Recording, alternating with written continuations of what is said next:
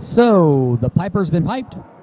The curlers were out of step and out of beat as expected. Everyone toasted the piper, and here we are for the 2024 Plainfield Thrifty A event and D event finals. This is your former Plainfield member, now Potomac member, Robert Young, trying to do some sort of color commentary, or at least provide some sort of jokes and or, I don't know, biting commentary for you to make fun of me on the live stream.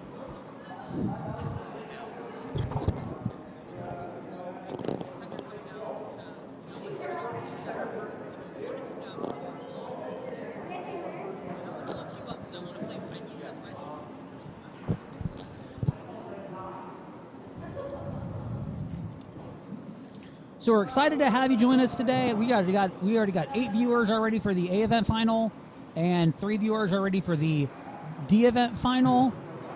Hello, Lori Neal, already on the chat room. Hello, thank you very much for the kind words.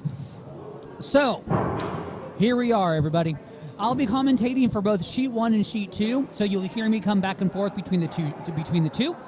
On sheet A, on sheet 1, we'll have our A event final, where we'll have Team De Palma from Plainfield up against Team Dunt, which I believe Team Dunt is from Philadelphia. On sheet 2, we will have our D event final, where we'll have Team Zempel from Plainfield taking on Team Veltri, also from Plainfield. We're very excited to have you all join us. Please feel free to engage in the chat room if possible. Hopefully, I think everybody out there has a name I can pronounce. So unfortunately, we're not going to do any mispronunciations unless, I'm feeling up for it.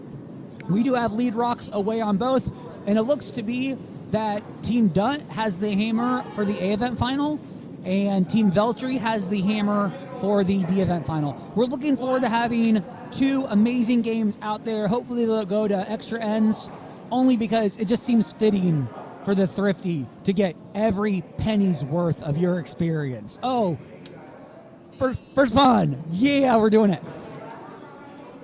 For those of you who are following along, that is 1 for the bad pun meter. I'm going to shoot for 5 if possible. I'm getting you your money's worth, everybody. Come on.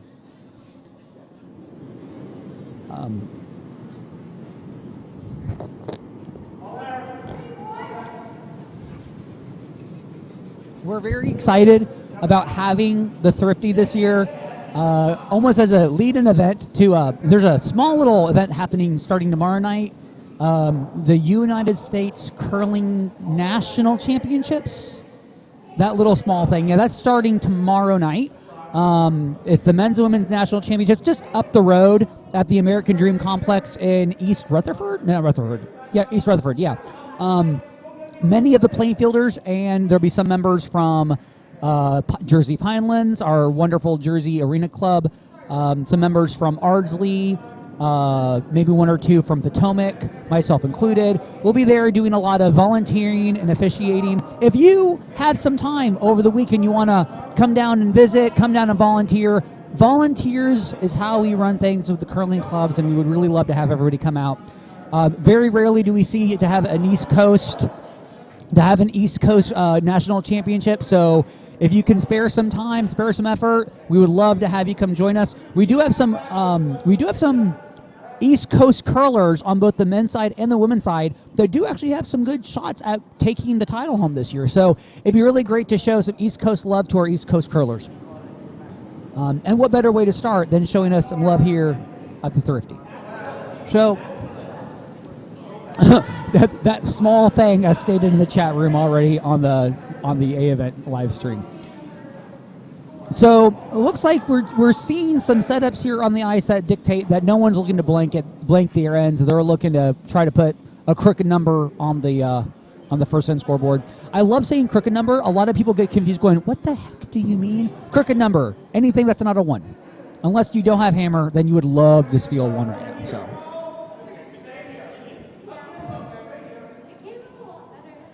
So if you have any questions, please let me know in the chat room.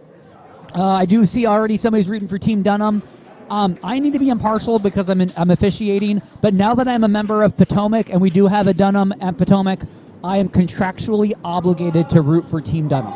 However, I'm not allowed to because I'm an official. So I have to be impartial. I do need to get my running gag of getting a selfie with John Landsteiner every time there's an event that I go to with John Landsteiner. I have like 5 already. I need 1 more. Just because it's awkward and hilarious. Leads stick together. What can I say? So as we have the first ends going on right now, we are doing the medal ceremony in the War Room for the B event final. For those of you who did not know, Team Joe Angeli, WAGH was their team name. Joe Angeli stole one after having a really hard-fought game. They were up 3 going into the last end, and they ended up stealing 1 more to take the title for the B event winners. They played against a team Taylor Thrift that was skipped by Mark Mooney. So it was a great game. The other event final that we had was a C event final that was a team from Ardsley taking the win over a team from Philadelphia whose names escape me at the moment. So give me 1 second. I just want to make sure. Where are you at? Because I got made fun of a lot because I didn't pronounce the last name. Team Kasperwitz from Ardsley's Curling Club took the win over Team Sean Boyle from Philadelphia. Two good friends of the Plainfield Club here. So.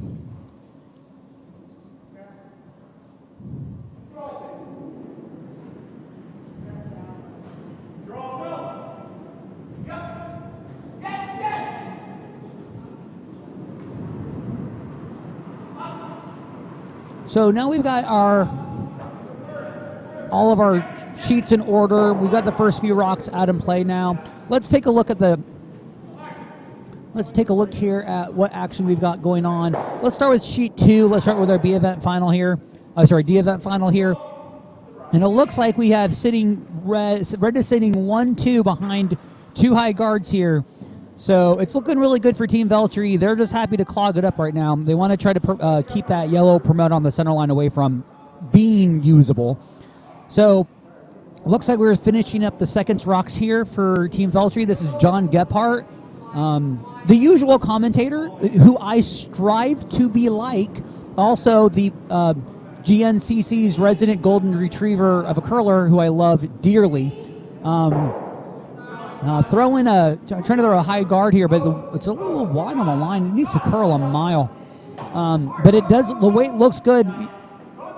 They might end up getting it if he just gets some more motion to it, but it just looks a little on the wide side there.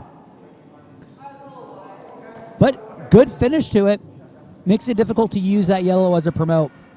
So Team Zempel right now trying to figure out how best to unlock the guard zone to at least get at the reds. There is also a way that they can draw, on that, out turn side, but it looks like they're just Mark Zempel is just going to have them clear some of the guard work out front. Shifting our attention to sheet A, to sheet 1, Team Dutt is throwing yellow here, and they're just calling for a nice little hit and roll over to try to use that red's high center guard.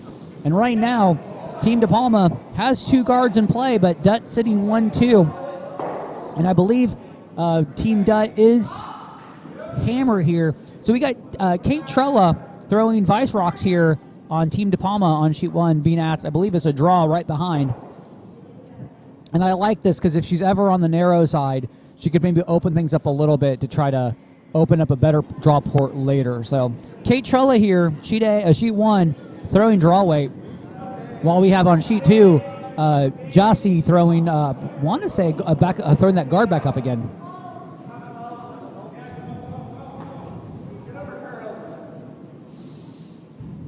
The sweepers are going at it on sheet 1 to make sure, but it's just a hair on the light side. They don't want to tap promote it even more, especially if it's going to hang out staggered like that. But right now, I believe Dutt is sitting 1, and I believe that red is sitting 2nd. And all Dutt needs to do is just tap that yellow, and I think they'll get getting back to sit 1-2 on sheet 1. On sheet 2 here, I believe this is Steven Zempel throwing Ryan Semple, sorry.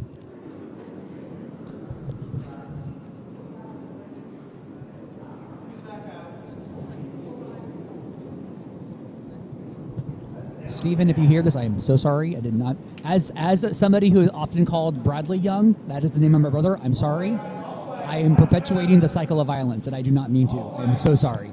Ryan, I'm not sorry.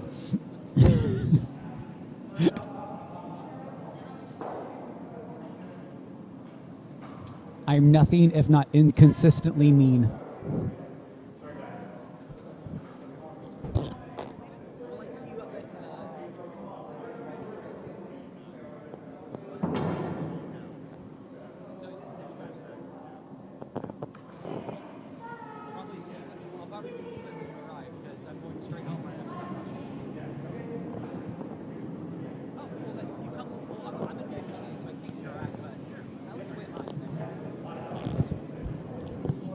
Awesome job by our ice crew. Kevin Polly did a great job on the ice today. I'm assuming you were working on the ice all weekend? Cool. So thank you very much for some great ice out there. Greatly appreciate. I do like the fact that y'all are using ice rock boxes here. Something that Potomac's doing. So I like how because using a rock box on the ice pre-setting the ice like that makes it very competitive the first half. So I like that. So thank you very much for some really great ice. All right. Back to action here. Scott DePalma throwing his first of Skip's rocks. He does not have hammer on this one, and the idea here is if you hit on the high side with enough weight, maybe control weight, you might hit both of those yellows and just roll behind those guards. Sweepers are off it. It looks like might actually get it. Hits the high side, pops them out, and Kate Trella, come on, sweeps it out. Not bad. Gets rid of both yellows. About 4 feet too heavy, so it's in the house. It shrinks the scoring area. But Veltri is currently sitting 1-2, still behind those two high guards. So this is a good setup here for Veltri. Trying to figure out how best to put pressure. Do you want to be conservative and put pressure by throwing a guard? We want to put another one in there.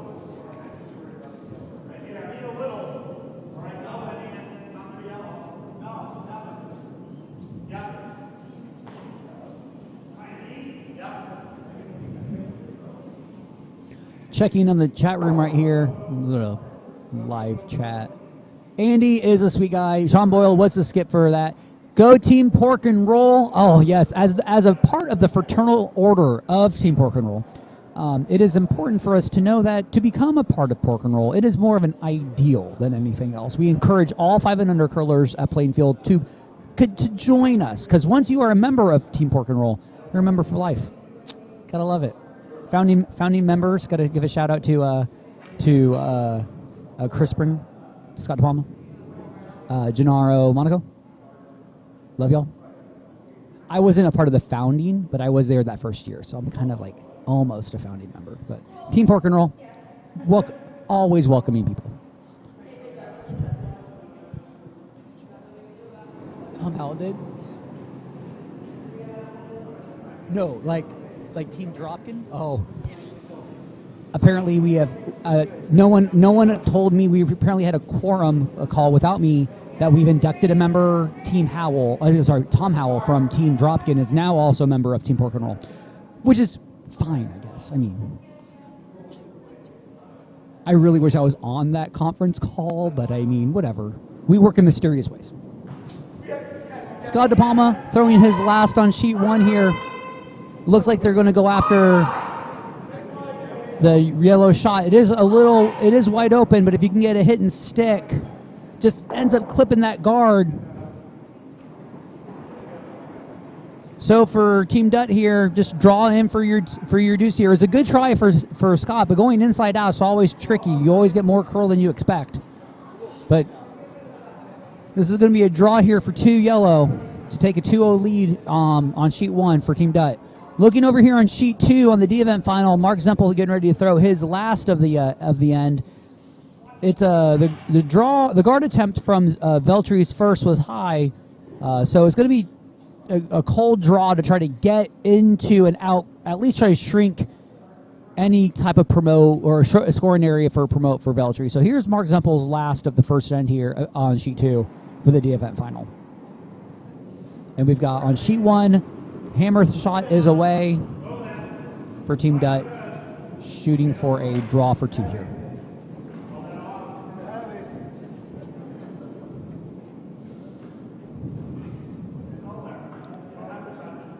Weight looks good from Team Dutt to get their deuce and shoot on the A event final. So nice draw there. On sheet 2, Mark Zempel fortunately did not capitalize on that. So it's going to be a draw attempt here for Veltri to get to 3 with Hammer.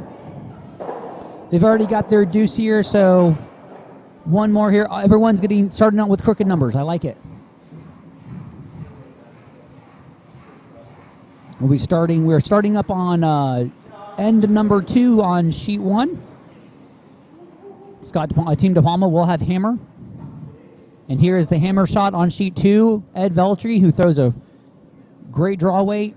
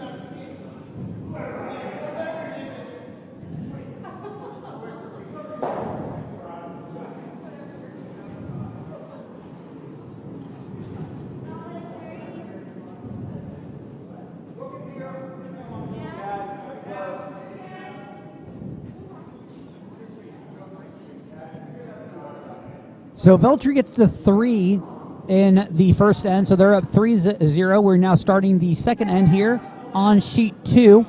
Looking at the action on sheet 1, we are finishing up lead rocks, I believe, on sheet 1. Dutt is sitting 1-2 in the house and trying to throw those corner guards for Team De Palma, but just ends up back 8 weight. So just real fast ice there. And it looks like Dutt's just happy to get rid of it. So I believe that's to the center line. Without Hammer, that's exactly what you want to do. But it looks like it's just going to hit and roll out.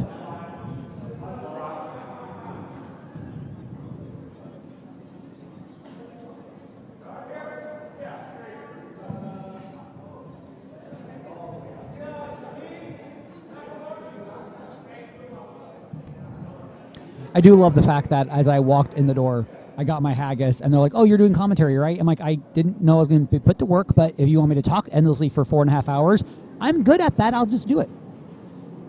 You don't need to ask me to talk. I'm going to do it anyway."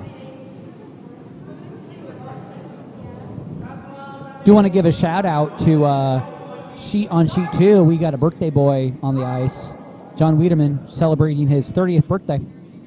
Happy birthday, John. It's always great to be playing on a Sunday at a Bonspiel, let alone Sunday on a Bonspiel on your birthday. And 30 is a momentous occasion for any young man. So, happy 30th birthday, John Wiedemann. Love you, buddy. Why are you looking at me like that? His wife says a number that doesn't make any sense. 53? No. It doesn't look a day over 30.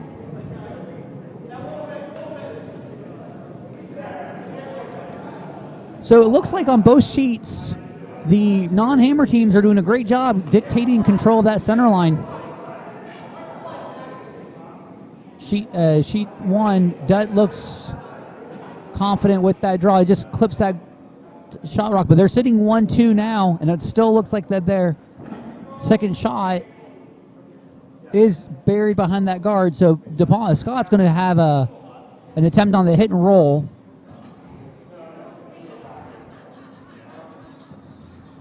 And looks like it's going to be a draw attempt here for John Gephardt. If he can sink one in between that 3 guard and the top 4, that would look real good for a good setup here for Team Veltri.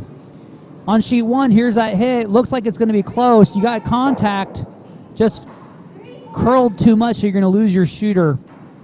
So Dutt's back to sitting 1-2 with the shot, first shot buried.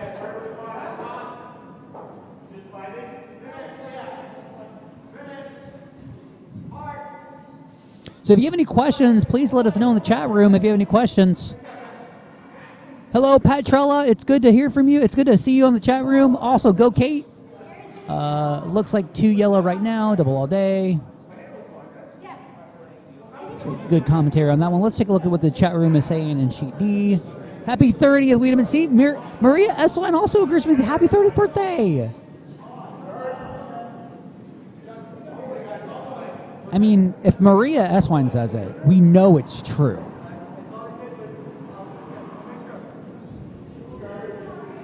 She did ask me a question about the last game about, like, why didn't somebody throw a hit when rock was wide open. We're at club level here.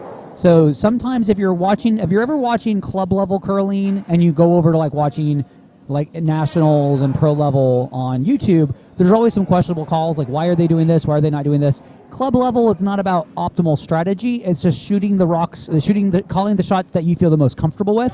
Sometimes they're not optimal in terms of strategy, but they are optimal to what you can do. So if you ever sit here and wonder, well, why did they call that shot when this was available? Just remember, this is club level. You always want to lean to what you can do, and you always want to err to the sides that you're the most comfortable with. If you ever see a shot where they should have hit like a double raise takeout, yeah, we know that there are teams that are capable of doing it, but sometimes at a local bonspiel, that's not going to be the call most of the time. I actually believe, though, that the caliber of players that we're seeing on the sheets today, we might see more higher caliber shot making here. Not to say that the other two events are not capable. I think they are. But I think we might see those calls happen here because these are the event finals where you tend to want to do that, especially if you're on the A event final.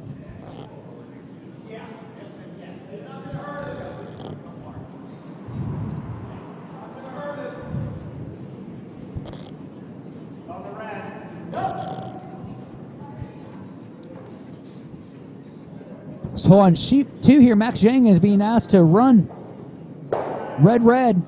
Almost had it, but the nice thing about this is that by doing that red attempt, you do open up the center line to try to pop out that red on a later time. So Ed Veltri is asking Jaspreet to go ahead and throw a center line guard. Jessie already in the house. She's wearing a fantastic USA Curling vest. If you're ever interested in any USA Curling apparel, you should go check out their shop on usacurling.org, where you'll also find information about their championships that are starting tomorrow night. We're very excited about having that. But looking at the action here, sweepers are on it on sheet 2 just to make sure that you got that guard weight, but it looks a little down. They can drag it to maybe get a 1 guard out of this just to get it over the hog is the goal here. On sheet 2, though, it looks like that draw attempt is going to be it's heavy. Right now, Team Dutt sitting 1, 2, 3 with clear control of that center line, and they are not wanting to relinquish that one bit here.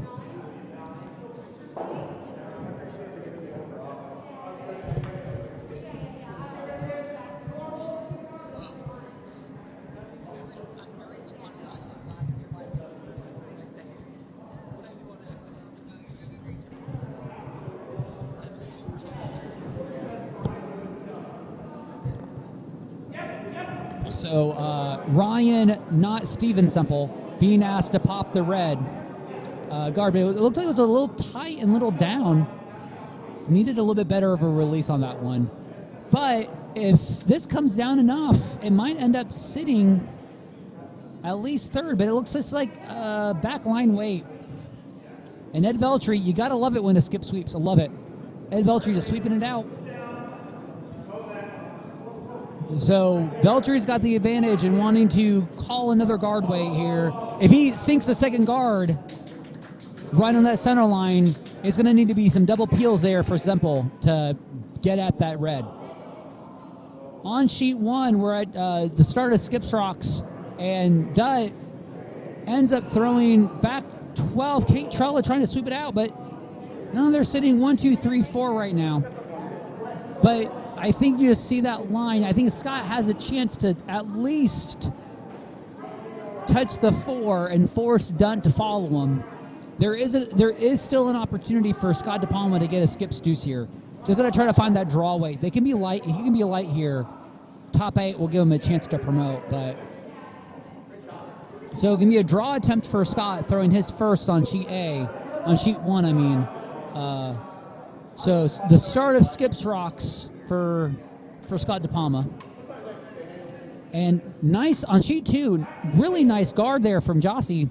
So having like center line, 2 center line guards protecting the shot rock, it looks like the line here might end up being yellow / raise / promote the yellow in.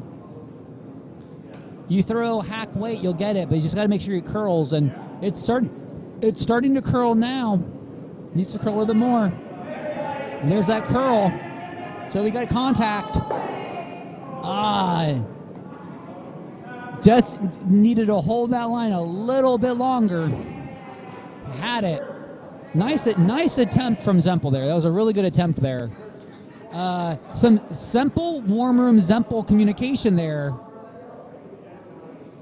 Obviously, the Semples in the warm room are the ones that are correct here, so I just want to point that out. Because when you're in the warm room, you are always correct 100% of the time. Even when you're wrong, you're right. So on sheet 1, Scott, it looks like DePalma's first was a bit on the light side. They're sitting full 12, which I want to say they're still sitting, Dutt is still sitting 1, 2, 3, 4. Nope, from the overhead, it looks like they're just sitting 1, 2, 3. So Dutt's now doing a draw on the on his out turn side. I don't think we've seen action on the out turn side here on sheet 1 this end. So it's a cold side draw here. And anywhere top 8 would be great here for Dutt to force DePalma into a pressure shot. So Ed Veltri on sheet 2 doing a draw behind that yellow, just making sure. It says 2 guard, sorry. John Gephardt staying close. They're trying to just guard up this promote again.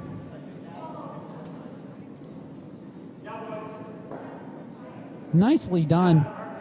It doesn't guard it up perfectly, but it does the job, which is real good here, and forces Mark Semple to line up another run on the higher yellow on your right of the screen at the top.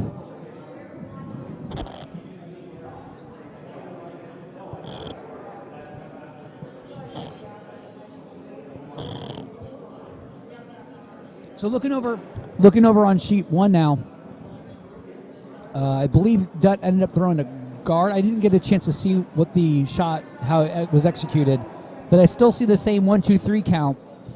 So I believe Scott DePalma is going to do the same shot he attempted earlier. Just a better kick. He just needs about 4 more feet.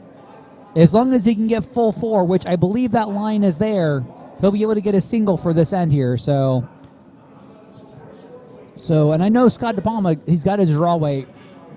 He can draw behind anything. I've seen him play this weekend on the live stream. So he throws a good draw here.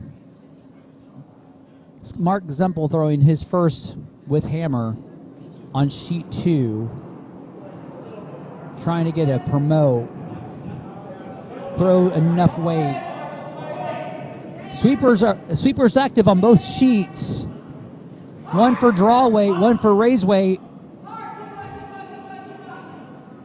Just high side opens it up a bit for Mark Zempel. And the draw attempt here for De Palma just ends up over curling, which I still believe it just has a steal of 3 and not 4 favoring Dutt on sheet 1. Vices are just confirming right now. And I'm going to assume that while we're looking this over on sheet 2, Ed Veltri will be throwing a guard. I mean, if it ends up having some legs and it ends up in the house, that's not going to be a problem either. I prefer it. If I was him, I would love to see like top 8 on the center line. Really add some pressure to Mark's final rock. So it looks like on sheet 1 we're going to get our first measure for the finals here. Measure to see if it's in fact a 3 spot or a 4 spot for Team Dutt on 1. So while that's going on, we have Ed Veltri throwing his last without hammer on sheet 2. Sweeper's calling that this is a 3 guard. They want to stay close, but they want to make sure that it's going to curl enough to get that block out that port. Need to move, and I just saw that thing track up a bit on weight. It just becomes a 1 guard, but a guard nonetheless. So that does the trick. So now Mark's going to figure out, how am I going to pop that red out of that top 4 position? He can go after that. He can go after that raised yellow that he had Ryan try earlier, which I think is a good shot here. He could also, raise on the center lines. But I think that because the line was so close earlier, I think this is the right call to go after this raise promote again.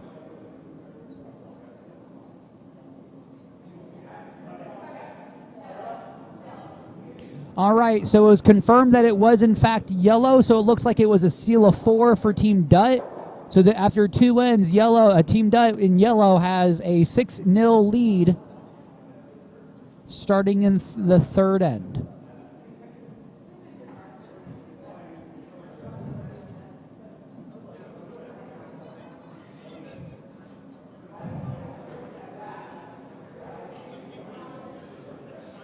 Rob, ask the Warm Room who won trifle contest last night, please. Sure thing. Do we know who won the trifle contest last night? Matt Gallo. Matt Gallo, who came in 2nd last year, enacts his vengeance and takes the trifle win this year. Last 2 years? Oh, Matt Gallo was not leaving without a win this year. No. What was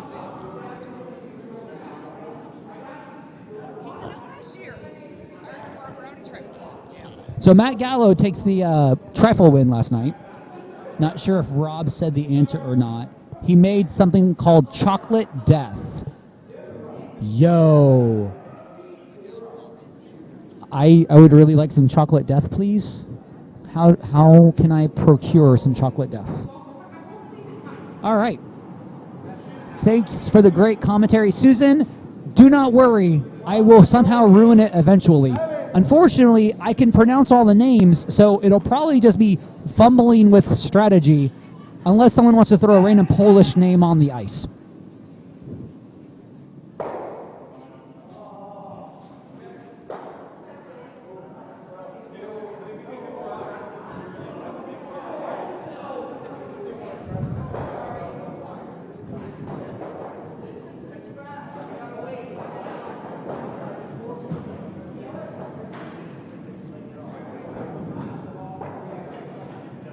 So on sheet 1, we got a great tight guard for De Palma. So the action that they're hoping for is just like, let's just pile some stuff in that center line. And I believe Dutt is going to play to that as well. It's always unfortunate to have a pretty big deficit to start, but it's still early. You've got 8 ends. You got plenty of time. It's a marathon, not a sprint. get your deuce here. If you're De Palma, get your deuce. Keep going. As long as you maintain that momentum, you will do well. So they got to the A event final. They are absolutely capable of staying in this game. So get your deuce here if you're De Palma. So I got to worry about. On sheet 2, starting up with leads rocks here. I believe Ed took a steal and 1 on that one. And just asking for a tight 3 guard, which looks pretty tight here. And touching the center line. I do not believe that we're playing USCA rules here, so we're not playing the tick rule here. Unfortunately, Potomac plays the tick rule. Oh boy, if you want to talk about some algebra and geometry and pedanticness, play tick rules. Oh, my brain.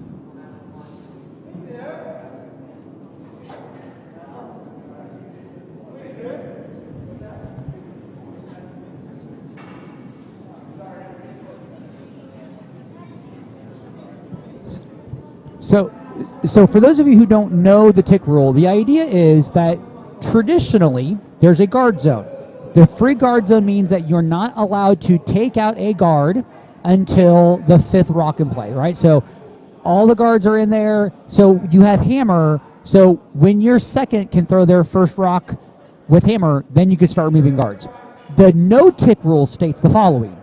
If there's a guard that is touching the center line, you cannot remove that rock from the center line. It must stay there. However, if you have a guard that was removed from that position, you get the option of returning it back to where it was or allowing it to stay. So it's not a complete reset as we would have had from the 5 rock rule for guard zone. Rather, it is an option. But the idea for the no-tick rule is if you've got a guard in the free guard zone on the center line, you cannot touch it. You cannot tick it off that center line. Now, if you touch it and that rock stays on the center line, that's fine. I've had to review this rule over and over and over, and I have to be prepared for that tomorrow. No pressure. You've all now been improperly informed. Hey, this is probably where I screw up. This is probably my first screw up of the broadcast, explaining the no-tick rule.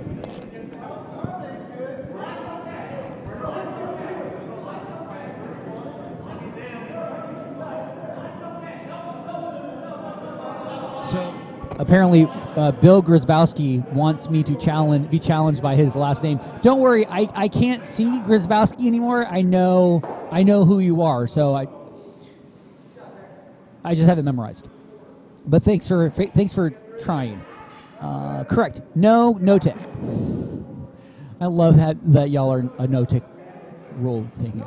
Rob, are you the head official? Oh, no. I don't know who the head official is. I'm just a level 2 that's just there and have them point and tell me where I need to stand. I'll probably be timing a vast majority of this. I have a lot of on-ice positions. I'm going to be on ice soup or timing soup, but chances are good I'll probably be doing a lot of timing. A lot of button clicking.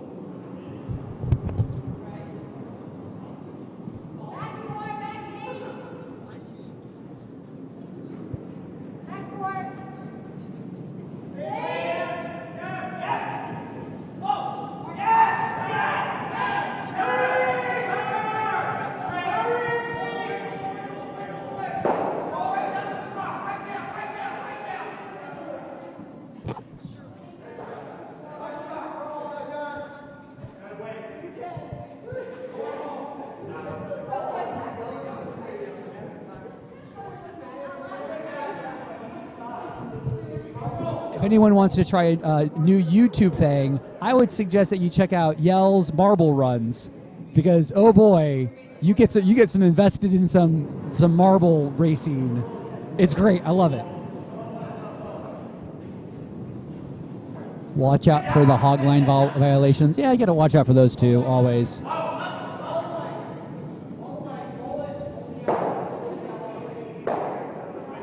All right, let's review action right quick here. So on sheet 1 for the For the A event final, it looks like Team Dutt is sitting 1-2, but from this vantage point, that shot rock looks wide open. Now, that's a pretty small port, so if you're going to go after that, you're going to need to throw a bullet here. So, good release, good rotation, good speed here. You'll get through that port just nicely, and I know Kate can put some heat on something with some good rotation, so I think she's definitely capable of getting through this port. Right now, also, it looks like on sheet 2, it looks like Veltri is sitting 1 in the back 4, and John is going to be drawing to the top of it. I don't mind piling it one right in front of the other, but it needs to move a bit. Here's the hit attempt here for Kate Trella, right through that port. Gets the hit, nicely done. A roll would have been great there, but I mean, like, to get through that port, well done from Kate Trella. Definitely earns a cowbell from the warm room. To which, very happy that she got the cowbell. You didn't see it on the stream, but she did start dancing on the wall. So it's a good hit there for Kate Trella. And Dutt's going to return the favor. Zempel on sheet 2 now has a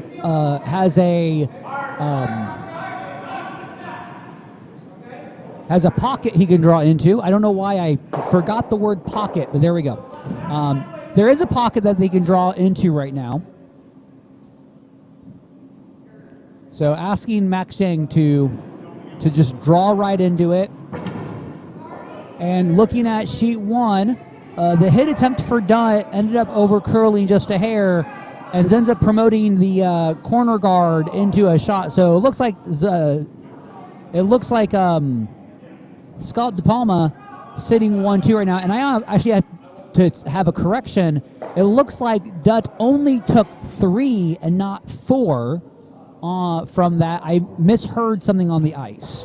I thought Kate Trella said it was a 4th yellow. It was only 3, so Dutt is up 5-0, not 6. I stand corrected, so my apologies to Team De Palma. Please, when you beat me up in the parking lot later, please avoid the face.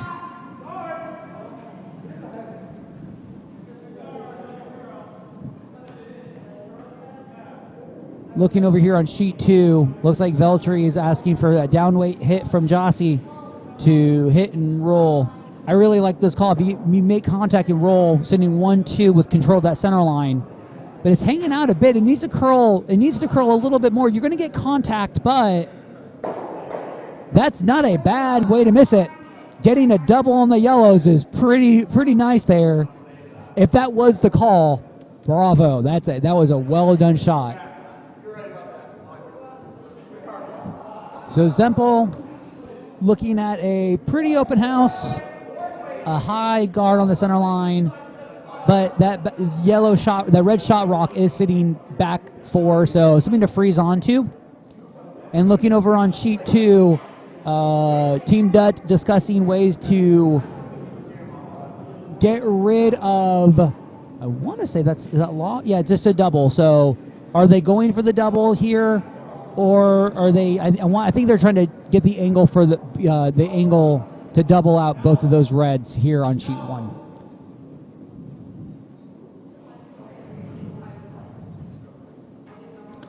So on sheet 2, nice draw attempt.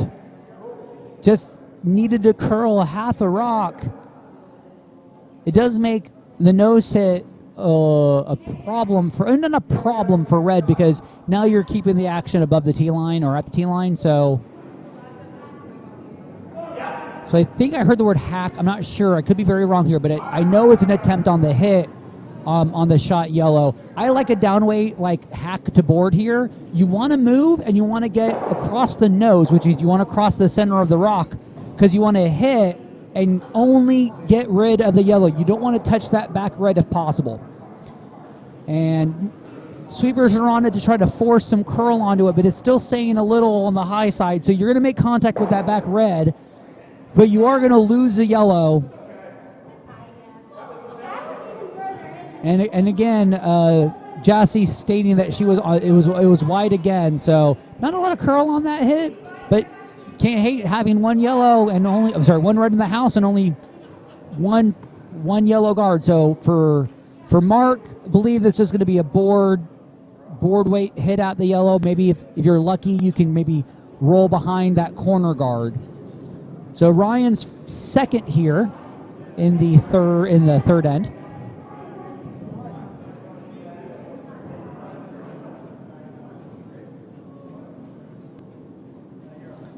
And looking on sheet 1 right now, Scott's sitting shot rock with a nice guard right behind there, a dut guard. And I believe Scott is looking to draw behind and sit 1-2 behind that guard. So Scott DePalma throwing his first of 2. He does have hammer here. I do like this. You always want to get your skip, figuring out what their draw weight is as soon as possible. Sweepers are not on it, and Kate Trella is trying to use some wave action to get some curl, but it's just hanging out there. The weight's there, but it's just not curling up. So back button, great weight, needed another, I would say, another foot of curl would have been ideal. And it's open enough that Dutt can do a good normal hit and just flop right behind it. So here's is it Michael Dutt? I can't remember his first name. I feel like such an ass. While we're getting a name check here, Ed Veltri is throwing his first of 2 with the goal here of just popping that yellow. Can they get the hit and roll that we've been trying to find all end here? It looks like you're going to get it. You make contact, and then there's the roll. You don't want to over curl. It just pops that on the other side. I don't know where Michael came from. Brian Dutt now. My bad. Again, if you're going to beat me up in the parking lot after this game, please avoid the face. Brian throwing his last, and it looks like it's just wide. So, an opportunity for Scott to get 3 here, get him back in this game. All he needed was patience. You got your deuce here already. Just get your draw weight. He's already thrown that draw weight. So, an opportunity for 3 here on sheet 1 for Team DePalma. Looking over here on sheet 2 now, Mark Zempel getting ready to throw his first with hammer for the third end, and it looks like it's just going to be a wide open draw behind the guard. Team Veltri is Red Rock sitting 1-2, touching back 4 foot is the shot rock. So trying to out count that one. Sweepers are on it a little bit and just came up, so it looks a little hot, or maybe possibly on weight right now. Weight looks good from the warm room side. It's full. It's full T-line, maybe back button, but unfortunately not enough curl there. We're noticing on this sheet, on this direction anyway, just it's hanging out. There's not a lot of curl coming in on these out-turn draws. They're just not coming over enough. And on sheet 1, we do end up getting some curl away from the board to get a 3 spot for Team DePalma. So Team DePalma's back in it. With after 3 ends, Team Dutt 5, Team DePalma 3. On sheet 2, Ed Veltri with Jossie Preet. Jossie Core. Why did I say it like that? Jossie Core. Oh man, I hate this. With Jossie in the house.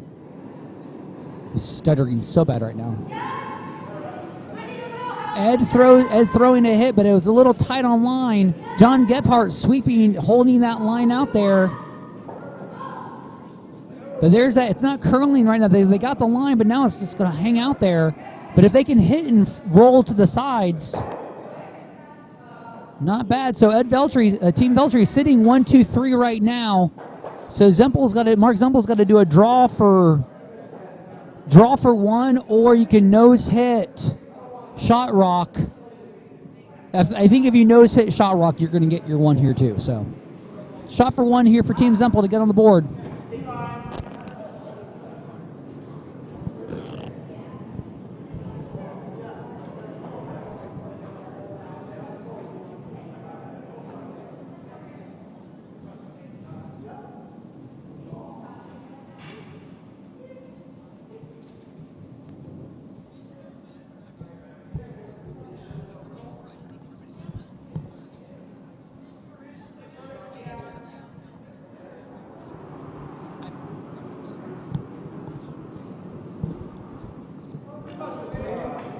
So we got hammer away here on sheet 2.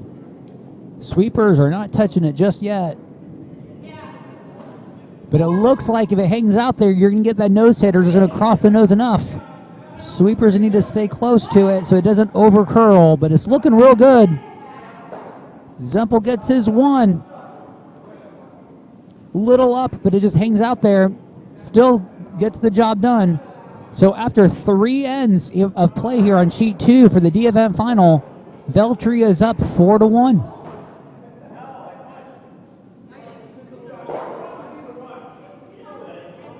Back on sheet 1 right now. Looks like we've got some centerline guard action for Team De Palma, and Team Dutt is sitting 1, and I believe we're finishing up leads rocks here for Team Dutt.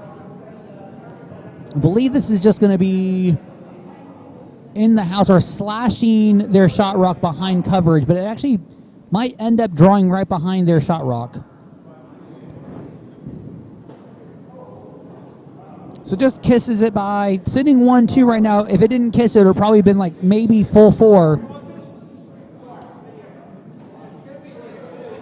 But they're both wide open for Scott if he wants to do a single hit or a possible double. They're both there. And it looks like it's a control weight hit call here. Just making contact, and I like this. He's going for the higher yellow, because if you are ever just a hair wide, your plan B is right beside it. So this is a really good call here, giving yourself a lot of opportunities in case it's wide or in case it's high. But right now they are holding that line just to make sure it doesn't clip any of the guards, but it's looking real good. You're going to make contact, get your 1 there. Dutt is still sitting shot, but keeping it on the higher part of the house is real good here for Scott. And Brian, yes. Brian also just trading hits again, calling for the takeout on the red at the top.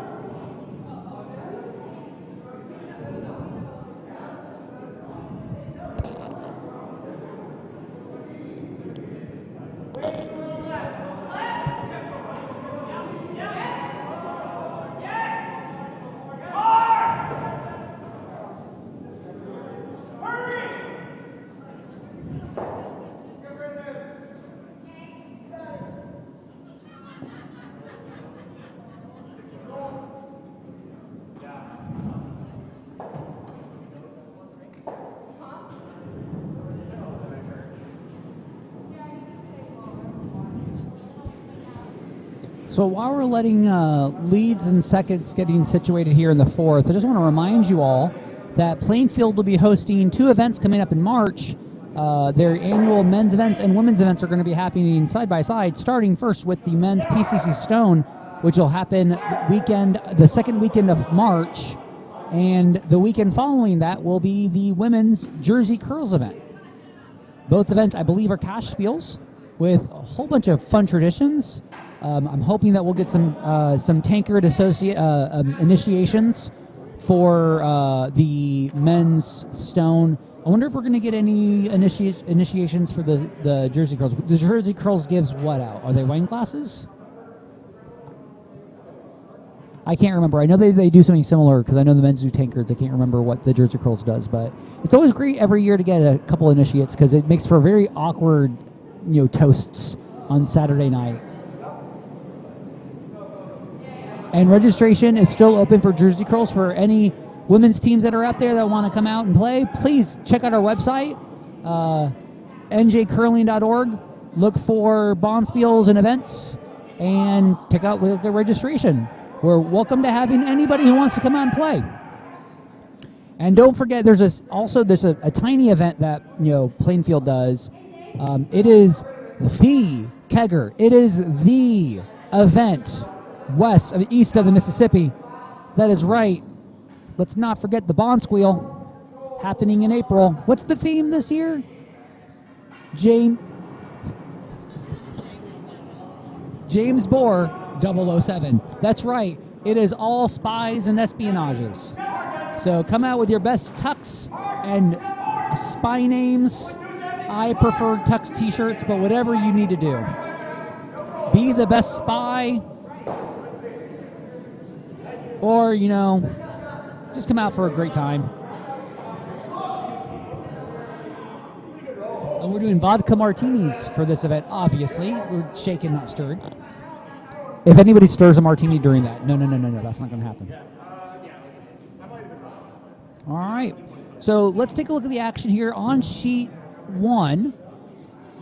We've got Team Dutt sitting 1, 2, 3 with Kate Trella about ready to throw her first Vice Rocks for the game and calling for control hit. There is an opportunity that if you hit this just right, you could hit a double and spill into that third yellow.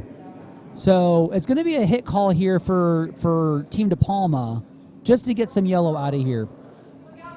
And on sheet 2, Veltri was sitting 1, 2, 3 at the start of this throw, but it looks like that yellow was just heavy from Team Zempel. So now, though, I believe Veltri is just sitting 1, 2.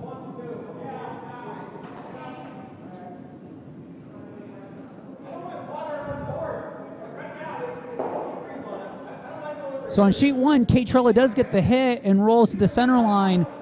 Team Dutt is still sitting 1, 2 right now, but there is some good control of that center line. They just need to try to find a way to, remove the yellow. Brian Dutt now calling just guard up the center line now. We're happy to hold on to our 2. So they're calling for the center line guard here.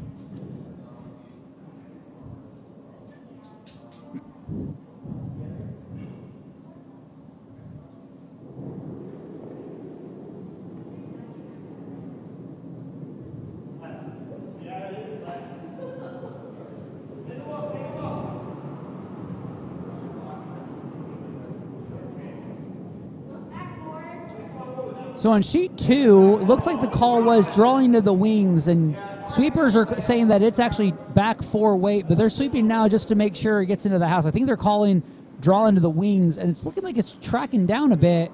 Looks like it's going to be a 2 guard.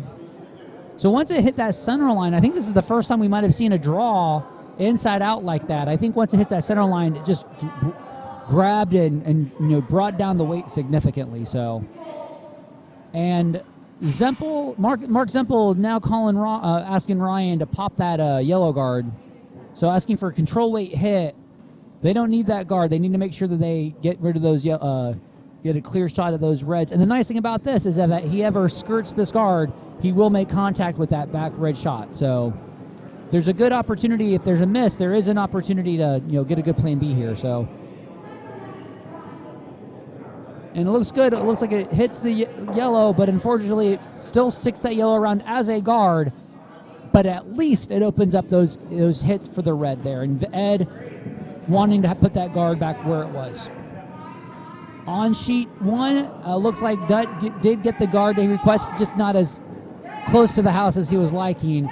So it looks like it's on Scott's first of 2. There's an attempt for the draw, but it crashes into their own guards.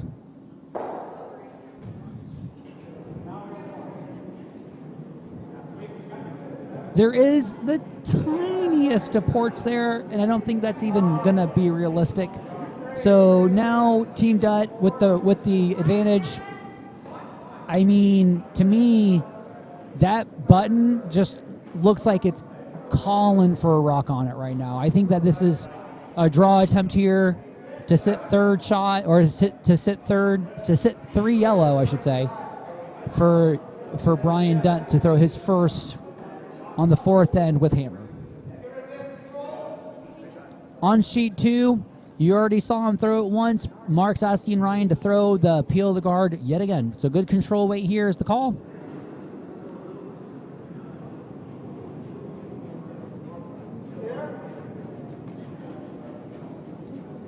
looks like it might be just a touch wider, but I think you got the hit. Nicely done.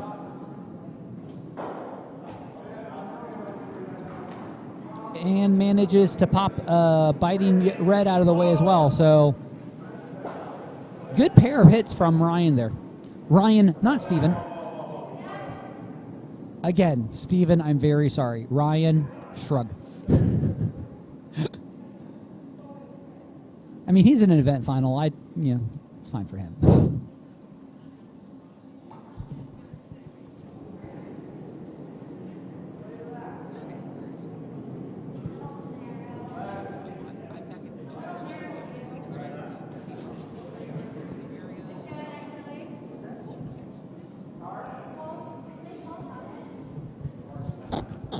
So looking over on sheet one, I mean, they did manage to sit 1-2. The draw just ended up not curling enough. However, I think that's a measure to see whether or not Brian threw third shot or not. And Scott is looking to draw one in on his intern side. We've seen some action on the second end for this same kind of play.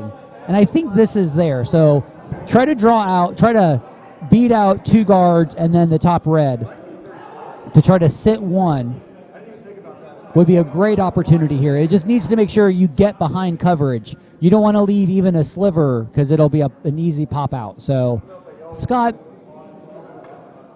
going for the draw here, full four. Full four buried is the call here. On sheet two, looks like Mark is setting up for an attempt at the double red. So you want to, if you sit on the high side or if you cross the nose and curl and still make contact, there's still an opportunity for the double. Ideally, I do like the idea of crossing the nose. Nose or crossing the nose is better for the double attempt if they want the double. But we're going for a hit attempt here from Mark on that. Sheet one, they're calling for the sweep to make sure you get by the guard and then by that red, but it looks like it just promotes. So it promotes the red into the yellow.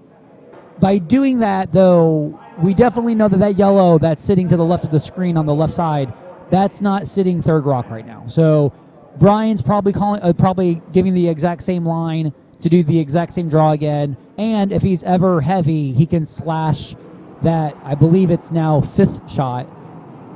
You slash that into touch forefoot. On sheet two, sweepers are holding this line to make sure you get contact on the double, but it looks like you make contact for the one. Almost got that back red. So Veltri is sitting 1-2.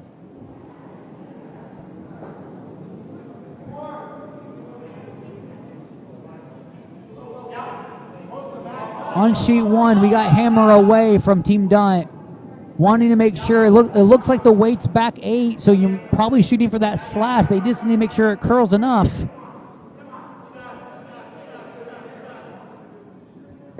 And there it is, right there. It's touching forefoot. And the roll, but I believe it's still going to be a count of 3 for Team Dutt in the fourth.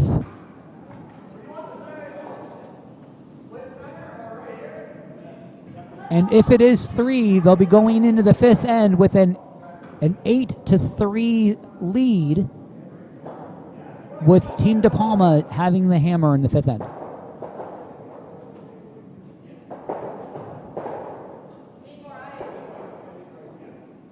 Sheet 2, Ed Veltri is getting ready to throw his first of 2 with hammer. He's sitting 1-2 right now, and I believe the call and the line looks like it's going to be either going to be a guard of the shot rock, or you could probably freeze to that.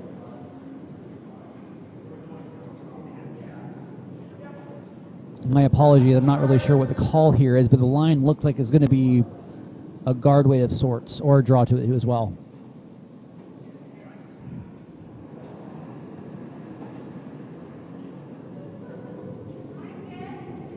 Veltri's rocks away here.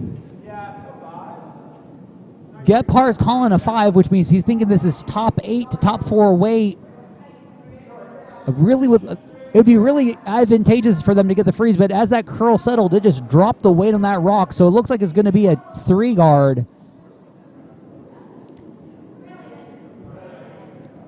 Ends up biting top 12, so it's not out counting that back yellow. So Veltry's still sitting 1-2, but it's not going to be an easy. It's not going to be an easy hit for Mark on that red shot rock, because if you make an attempt at that one, you're going to probably lose your shooter right now. You can go for the double, but you're still conceding one. The angle might be that you could probably get rid of all 3 red if you hit hard enough, I mean. But the Zempel's here, just trying to figure out how best do we shrink the scoring area, or do we go after and try to sit 1 here?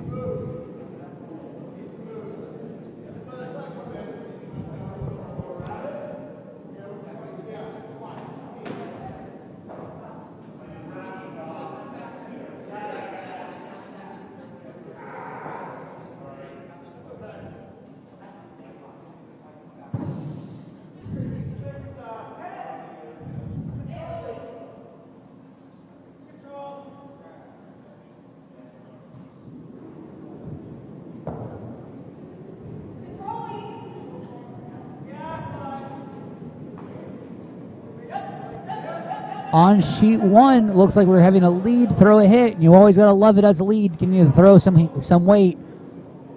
Good hit attempt there from Matt Gallo. I believe Matt Gallo is the lead. 1, 2, 3, 4, 5, 6. Yeah, that was lead rocks.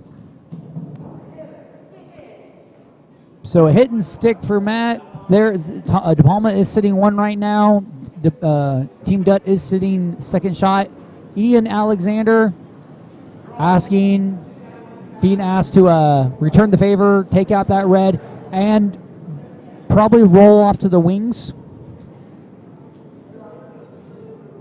You got the hit, and just stayed on the high side too much, so it's going to lose the shooter. And Team Dutt is sitting 1, and De Palma's got a corner guard that they can still work with. So the question is, do we go after that? Do they go after the hit and roll, or do they go ahead and draw behind that corner guard? And I think they're going to go ahead and go for the draw behind the corner guard now. Shoe here, Mark Zempel trying to throw a hit here. Close to getting that shot, the back one, hit and roll. So it's sitting full back 8, but looking at the overhead, it looks like they're sitting second shot here. So it does shrink the scoring area, keeping Ed, as of right now, to a shot of 1. And an attempt here, it'll be a draw attempt to sit and get a deuce here. So on sheet 2, we'll see Ed Veltry throw hammer at a draw shot for 2.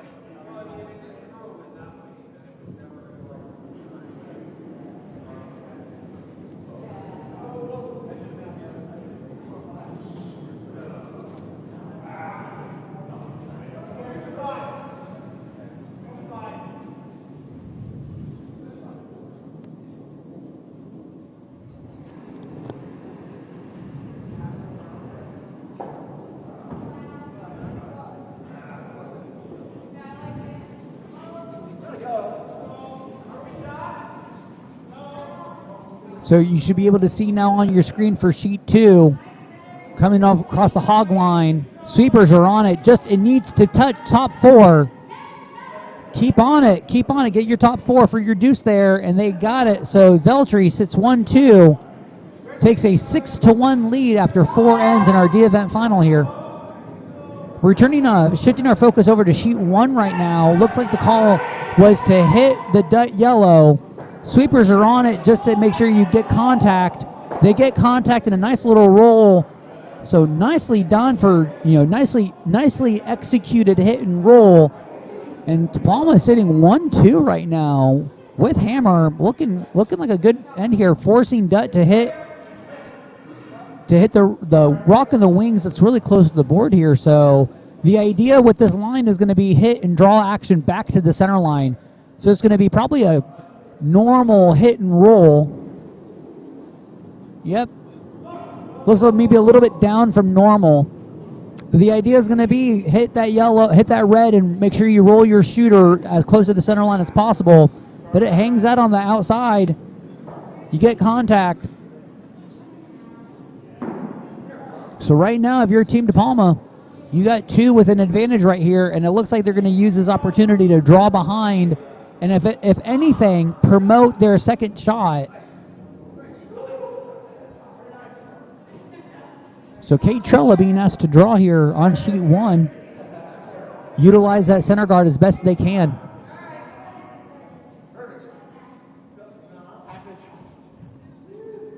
Let's take a look what's going on here on the chat room. On sheet A, a lot of dancing emojis. That's my girl. And then what's going on sheet D's chat room? Nothing yet. That's all good. Hope everyone's enjoying the commentary. We got 13 viewers on sheet D. Hello, everybody, and 14 people on sheet A. I'm sure there are dual screens happening right now. So it looks like the draw attempt from the Vice on De Palma just overcooked it a little bit right through. They're still sitting 1-2 right now. So it looks like it's going to be another attempt at the hit and roll for Team Dutt here.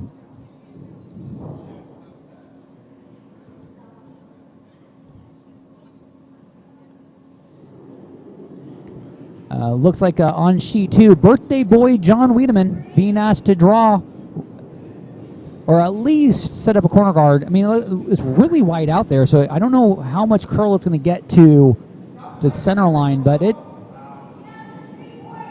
they're calling, the sweepers are calling 3-4, but once that curl settled, it looks like it's going to be a 3 guard. Nope, it's going to be a 5. That's some powerful sweep in there.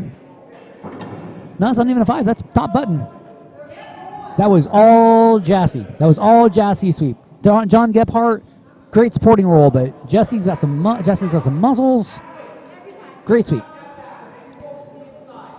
So John's got so Veltri is sitting 1 with a tight guard. Mark asking Terry Chalmer to. It looks like with this line, maybe just a down weight hit and roll. You freeze to it, that's fine too. I'm sorry, not hit and roll, hit and stick.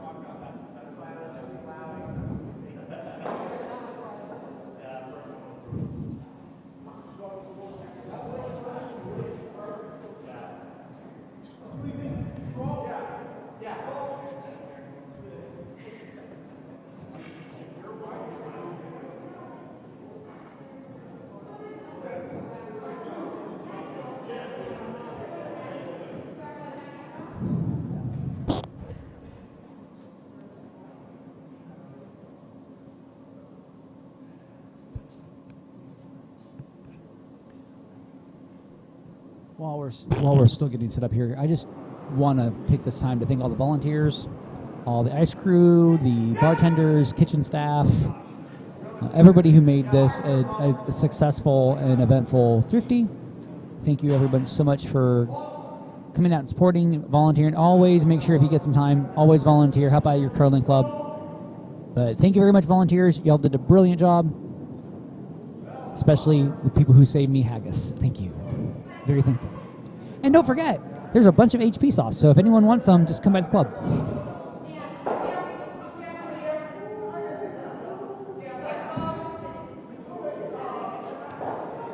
All right, so taking a look at the action on sheet A, Dutt ended up taking out the shot rock for De Palma, sitting 1 close to that center line. So it looks like with this line, I can't help but wonder if this is going to be a draw behind the high guard, completely ignore that yellow, and I like that. I like that a lot. Just make sure you get enough curl that it makes the the freeze attempt difficult and the hit impossible. So it's going to be a draw attempt for De Palma here to use that corner guard finally.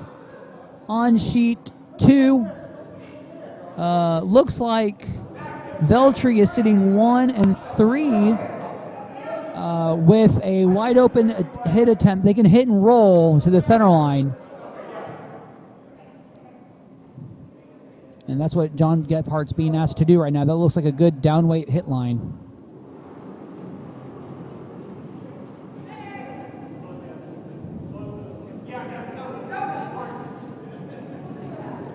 Sweepers are on it just to make sure you're going to make contact, but it needs to curl a bit. You make contact on the high side, get a little bit of a roll. So you're sitting 1, 2, 3. Can't hate that. And also, your shot rock's buried behind that yellow guard, but it is back 4, so it can act as backing right now.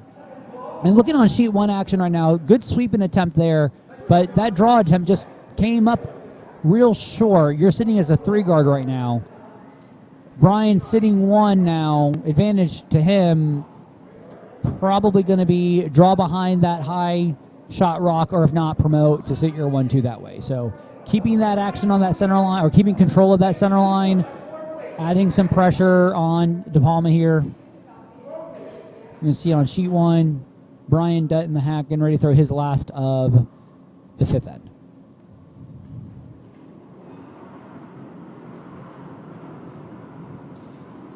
On sheet 2, Max Yang being asked to probably draw right into that pocket of reds that you could see probably from the intern side. Line call looks just a bit on the wide side, and it needs to come down and weight a hair. But it looks like you're going to clip the back one, actually by making contact with that shot rock, though. So you nudge that shot rock out a little bit. So from the hack, you can see the shot rock. You see about half of it. But you can see all of the yellow, and that's what it's more focused on. So it looks like it's going to be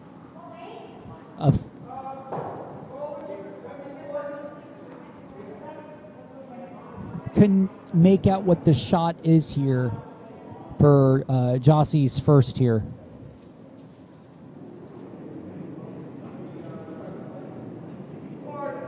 I think I heard board.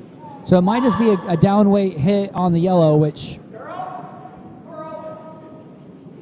And John Gephardt being asked to sweep for some curl to get some contact, which I think you're going to clip it. Gets the clip. And rolls the yellow. So now Veltri is sitting 1, 2. But their shot rock is still back 4. So still plenty of opportunity here for Zempel. And Ryan being asked to throw a nice downweight hit just to push that red back. On sheet 1, Scott De Palma has an open hit for a single here and takes it. So good nose hit here. So Scott De Palma takes a 1 there in the 5th end.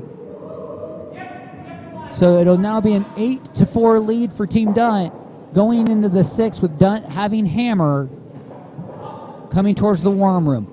On sheet 2, we are finishing up Vice's rocks for sheet 5. Here's Ryan Zempel. Looks like it's a bit down, but you are going to get some sort of push on the back red. They just needed to curl up a little bit as well. So that yellow is lined up nicely, that if you make it just right, you'll be able to pop both those yellows out to sit 1, 2, 3, and just 1, 2, 3 red. So here's Jossie's last of this end. Some good rotation on that. Just needs to make sure it curls a bit. Sweeping for the curl now. I think you're going to make contact, but you want to make sure you don't hit the red.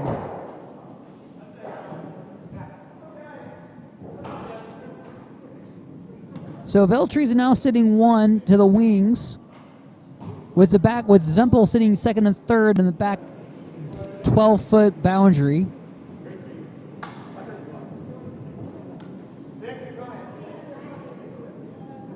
The problem that Mark is facing right now is if you leave the back 2, you can't. Those back 2 can either be easily removed or easily drawn down to. So I like this call here to get to the 4 foot now. We don't need to worry about anything that's touching the 12 foot at this time.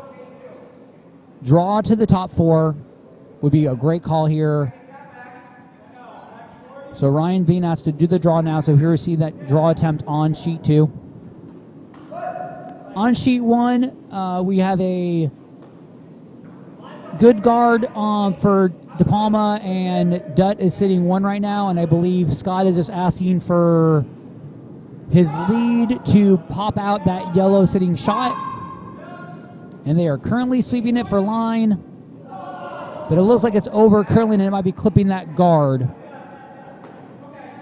Plan B might be nosing this, running it back.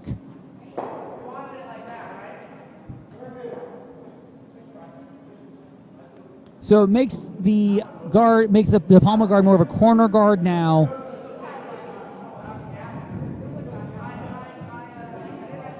And I believe this is going to be a hit attempt on the red and just flop 2 inches to have yellow sit 1-2 on top of each other. Taking a look now on sheet 2, beautiful guard, a beautiful draw from Ryan to sit shot rock. But I believe with this line, I believe Ed is just going to go ahead and try to freeze right down on top of it.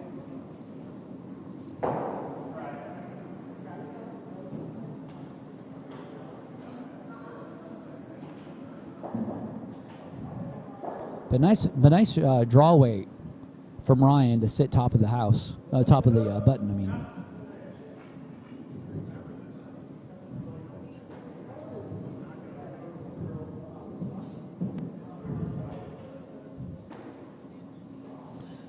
So Ed Veltri is about to throw his first skip rocks without hammer in this end here.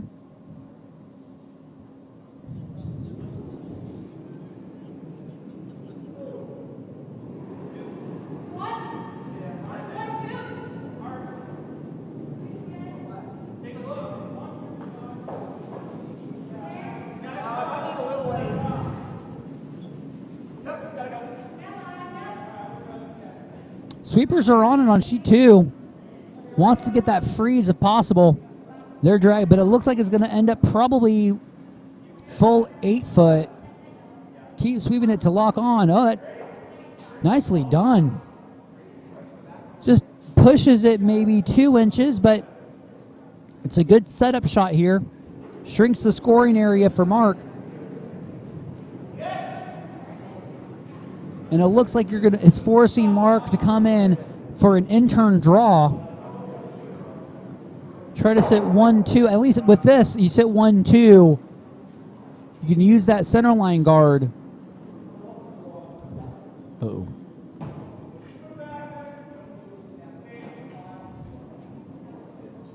On sheet 1 right now, seeing just red sitting full 8 foot with a corner guard. I believe the call here is going to be just throw the guard, I mean. A 2 guard would be great. Just make sure it fully covers a delay guard here to cover up that shot rock. But that looks a little deep, though. That might actually end up being back line.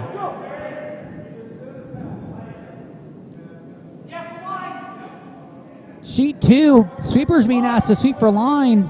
They need to make sure you pass by that guard, which I think... Yeah, you're clipping that guard. It does, however, make it just slightly more difficult for Ed, because if he makes contact with that red to pop the yellow, you're going to keep your red exposed for a hit and roll. So I think it's there that if you just get enough curl, it'll pop the yellow and not have to worry about losing the shooter. On sheet 1, we're back to having 1 red De Palma stone in the house and 1 guard. We're off the center line now. And Scott's being asked to throw, having his vice throw a guard here just to protect that.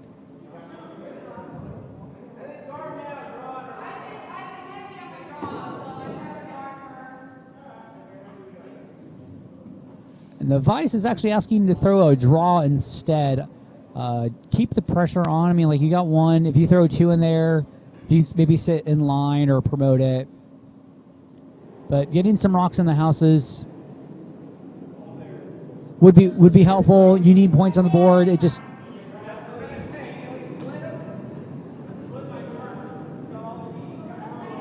Sweepers are asking if there's splits available. The weight's a little on the warm side, but it looks like it's coming down nicely now. It's not looking bad at all. It just needs to curl. All right, so they're sitting 1-2 in the wings. And Ed Veltri just throws top 4 weight. So they're sitting second and third right now, but they definitely have shrunk the scoring area for Mark. So Mark Zempel's got a single right now with a very difficult attempt at a multiple. He just needs to touch the side of the button to get their deuce.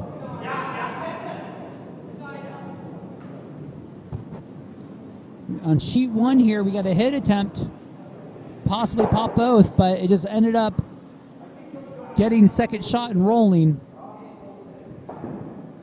So Team De Palma has one in the wing and a corner guard on the other wing.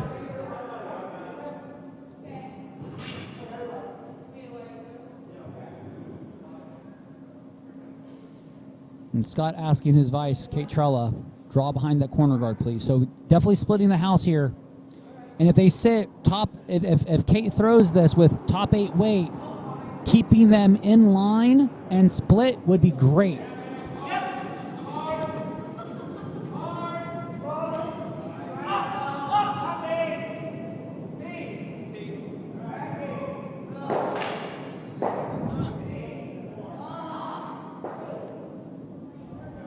So 1 yellow for Zempel on sheet 2 here. Hard chance to get their deuce there, but good attempt made. Veltri is up 6-2 after 5 ends of play in the D-Event final of the 2024 Thrifty. Taking a look on sheet A, our A-Event final, Kate Trolla ended up just being, she heard full 8 and took it. Just needed to be top 8, but they're still sitting 2 and they're split. So this is a good house right now. I think they're about they're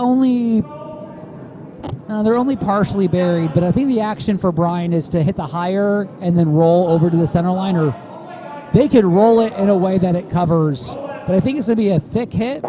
Nope. Gets the hit, gets the roll. But it just comes over the top.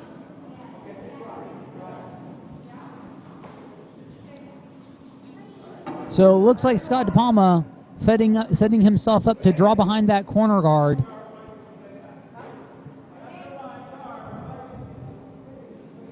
Nice to see John DeYoung talking in the chat, making a comment in the chat room, driving back from Belfast, watching the cast and heard your voice. Yeah, I'm surprised, John. I'm here. I'll be in Jersey all week, so I might come and bother you if I have time. So be prepared.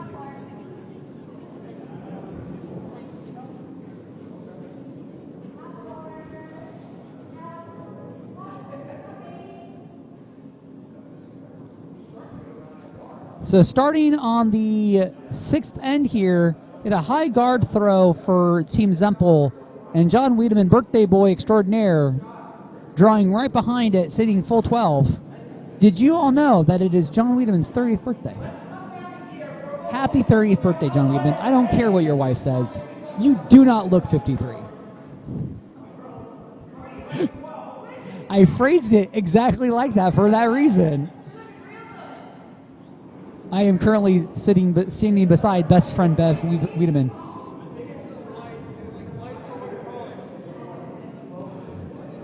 $54? No, wait, so I was lied to?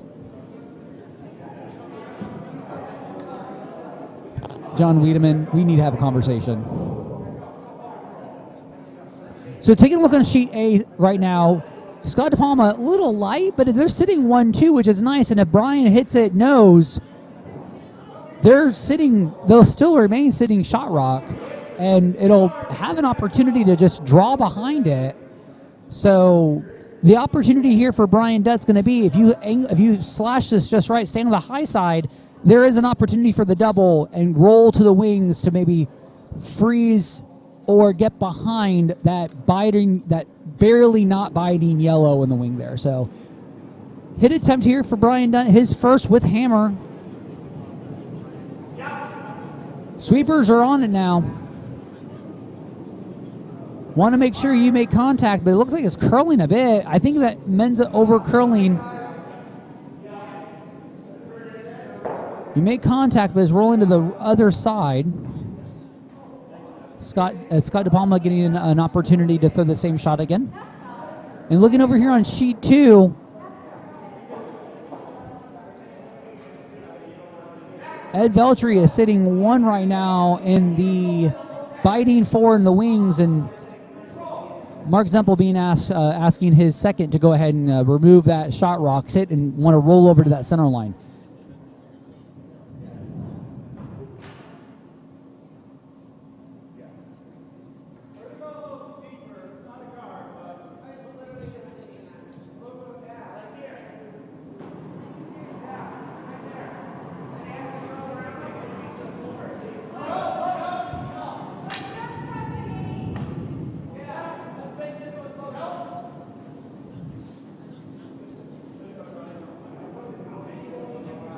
There's the contact on sheet 2 for the hit. Very, very slight roll. They're sitting 1-2 right now, but it looks like we're going to be seeing some hits being traded on that position area between Veltri and Zempel.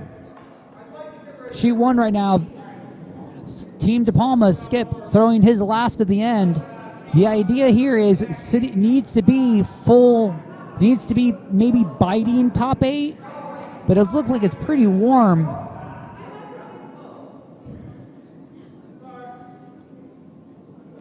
Tracking up a bit. If they can get some curl onto it, just a few feet deep. They're sitting 1-2 right now. So this will be a hit attempt for Dunt.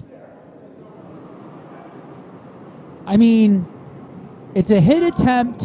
I don't know if the hit attempt is for the single or for the blank. But I know that this looks like a hit line here, so.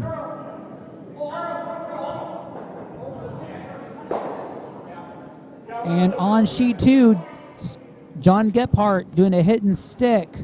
Veltri now sitting 1. And again, we're returning back to that hit game on that positional area. Trying to see who can get to that hit and roll to that center line first. They want to be able to use that high guard while it's still there. And we've got hammer away on sheet 1 with sweepers going at it. Weight looks like a good normal weight here, and sweepers are on to hold that line. Looks like you're going to make contact. And it's going to be for 1 there. So Brian takes a single there and goes up 9-4 after 6 ends.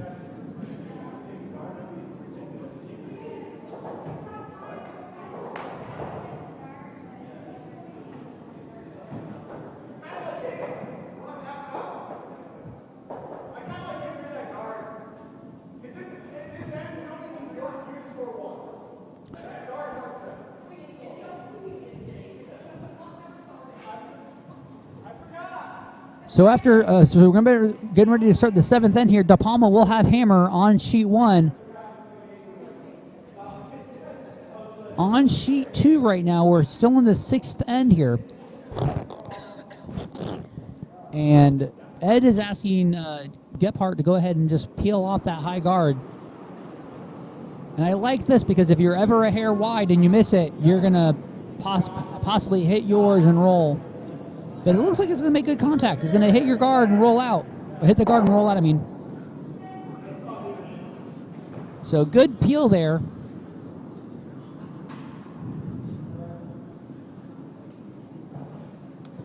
Oh, I'm sorry.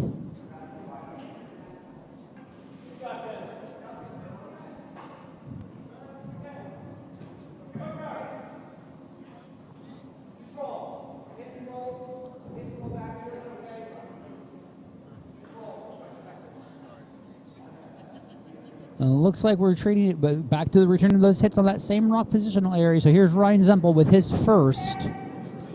Try to hit. And I think it'd be great for... Well, they don't have hammer, so it'd be great for them to hit and get behind that top 12 rock. It looks a little down, which is good. Just make sure you make your contact there. But it's curling a lot, and you miss it. All right. Board weight, but just narrow on the delivery, I think.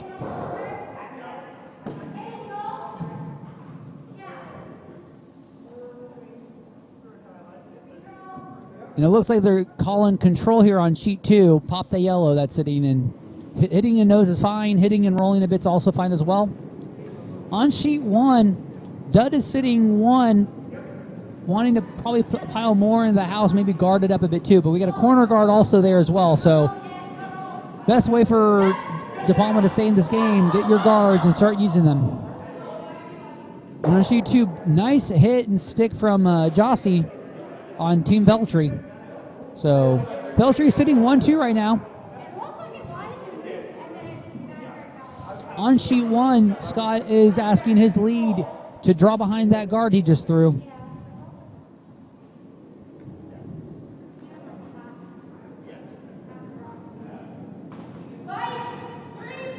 Sweepers are calling light, so a stagger corner isn't the end of the world. Sweepers are on it, making sure that they get to the house, though. Coming on your screen right now. But it's going to look like a 1+ guard there.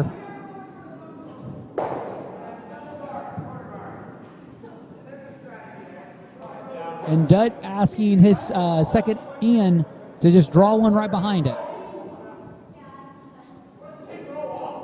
So back to sheet 2 here. Still trying to play that hit and roll on that right side rock. Or, I'm sorry, on your viewpoint here, the right side yellow, yeah. So trying to hit and roll.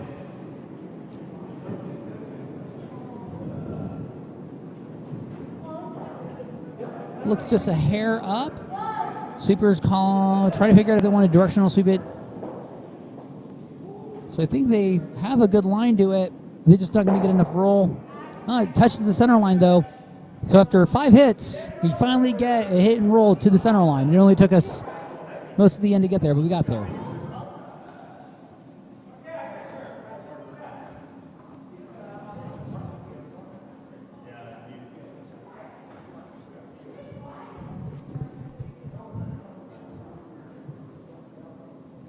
So on sheet 1 here,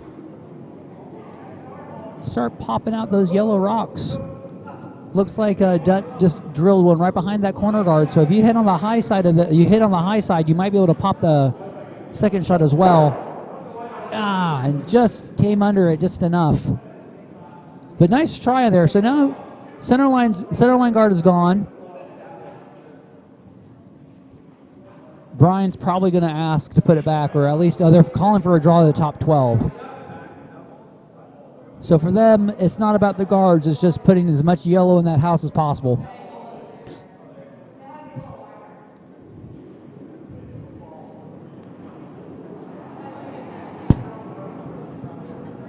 Mark Zempel throwing his first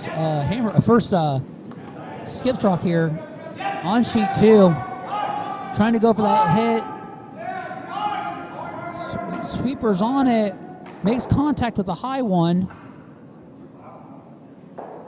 And just not enough to get it out. So Ed is sitting 1-2 split.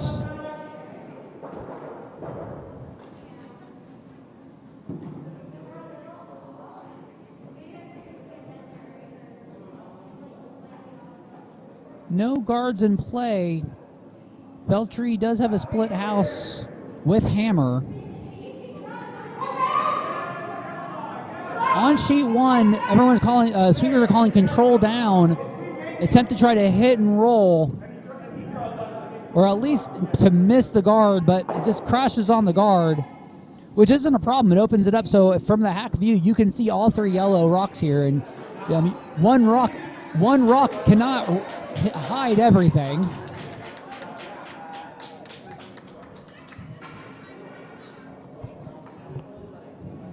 applause in the warm room. Don Baer just made a rock star entrance into the warm room.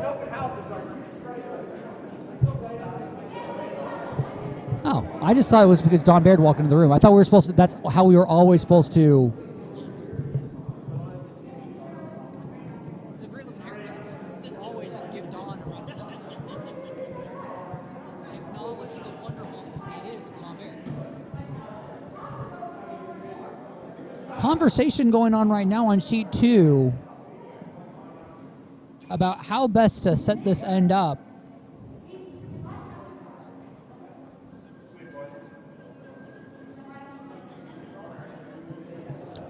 So shifting our attention over to sheet A. Sheet A, we've got Dunt's team sitting 4 with 2 rocks on the center line.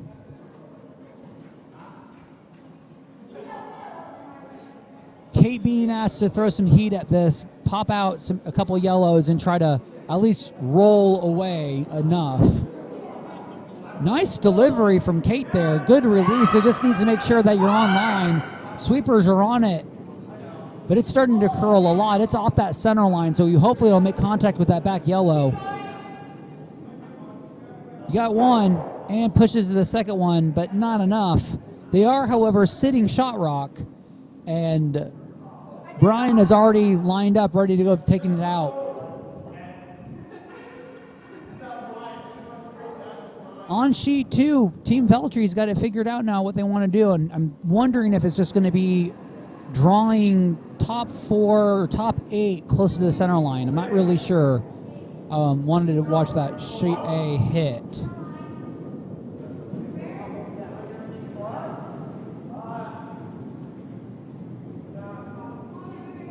Weight's coming down a bit now because that curl is starting to settle, and that just took a turn.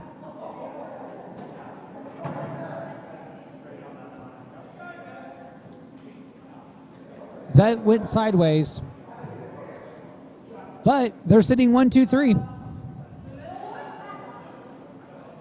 On sheet 1, Dunt has returned to sitting 4 right now.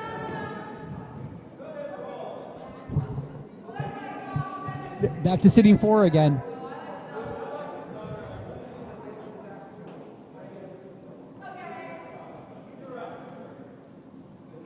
And it looks like the call is to hit the shot rock rather than go for the double attempts. I like this. Go after the shot rock, roll behind either of those yellows.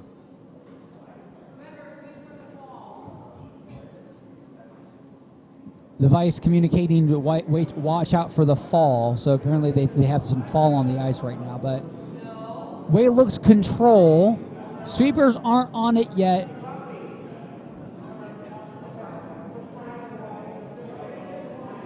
Looks like it's going to make contact, but it is going to stay a little on the nose. All right, make contact. So we're going to start skips rocks here on sheet 1 with a hit. Hit and stick here would be another return to sitting a 4 count for Dunt. On sheet 2 here, it looks like we're going to try to draw behind the stacked reds.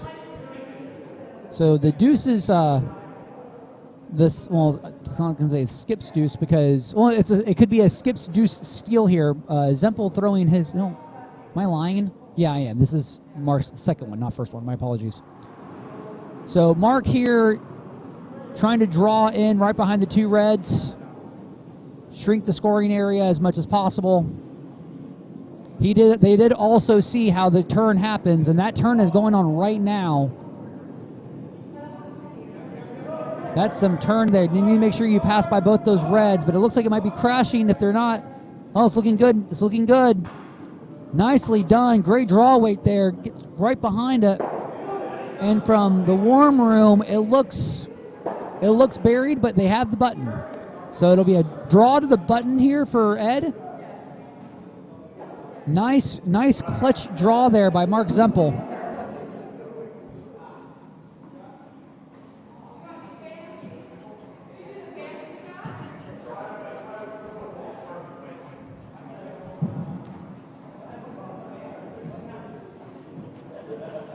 I don't speak ice Zempel. I don't know what I mean. Pantomimed something by Mark. Mark, when you will go back and rewatch this, I don't know what you told me.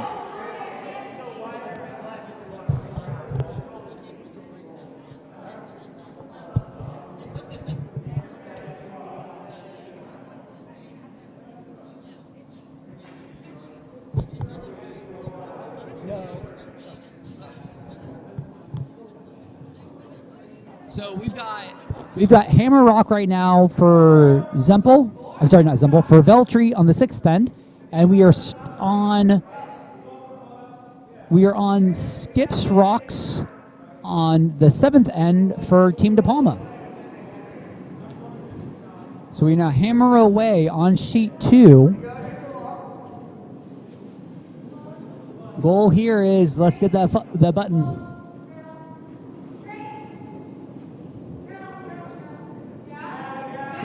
It is line sensitive.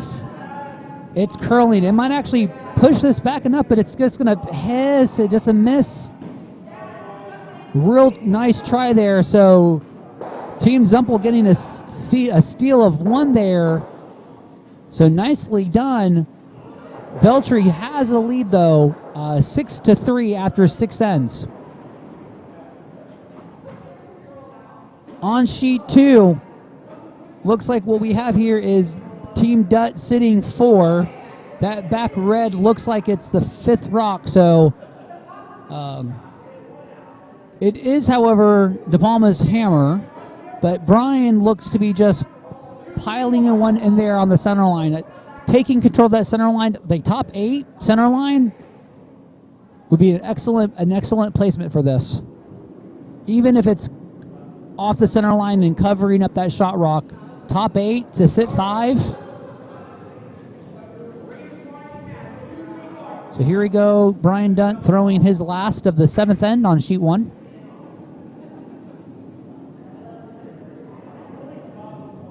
Sweepers staying with it, but a fair distance. They think the weight's all there. Goal is, in fact, full 8, but it looks a bit on the hot side. I could be wrong. I usually am. But it's coming down nicely, so it might end up being back 4. Back 4.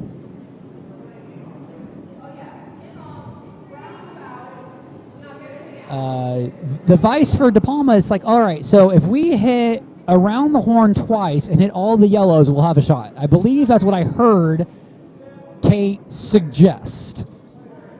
But I believe right now, could go heavy draw, just push some yellows around there.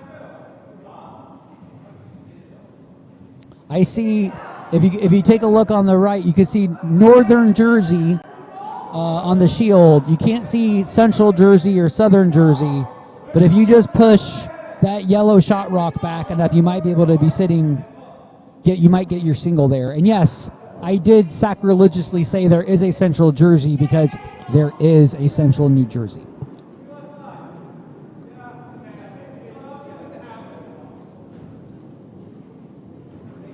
Again, let me just remind you, if you're going to fight me in the parking lot, please avoid the face.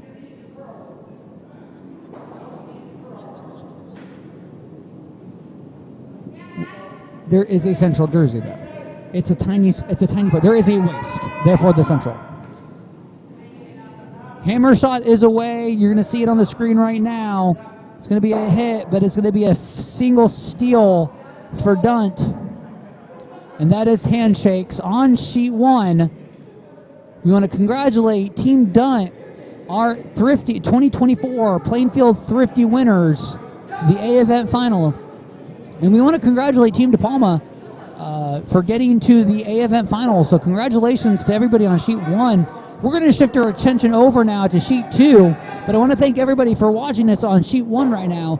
If you want to check out the action for sheet 2, there should be a link directly below in the doobly-doo, below the video screen here, to take you over to sheet B, where we are seeing Team Zempel versus Team Gebhardt. But congratulations again to Team Dunt and for Team De Palma, and thank you for having a great game out there. We'll be ending our sheet A stream now.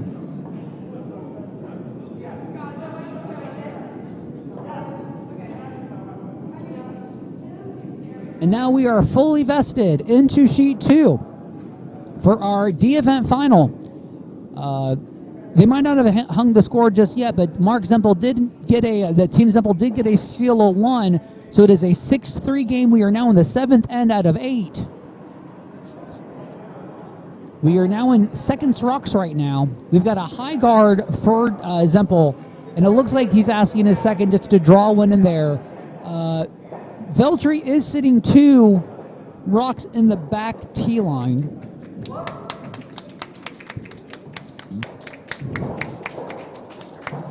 The draw attempt from Max Zhang, just a bit hot right through the house.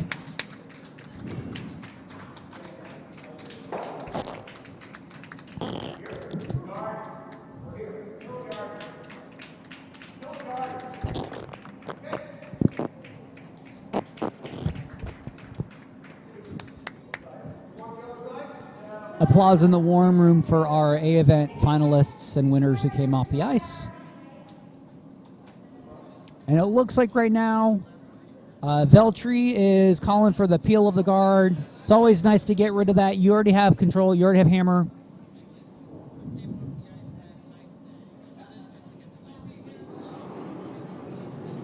Just peel the guard. You don't need anything on the front. You're already sitting 2. You already got the hammer. You already got the lead. A guard only helps your opposition right now.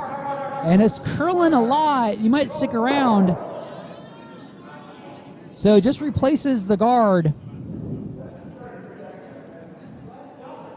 Mark asking Max Zhang just to go ahead and do that draw attempt again. Top 4 is the shot. And the nice thing is, if you get enough curl and it's a little hot, you might be able to freeze to that back red there, though. But try to use that corner guard to your advantage.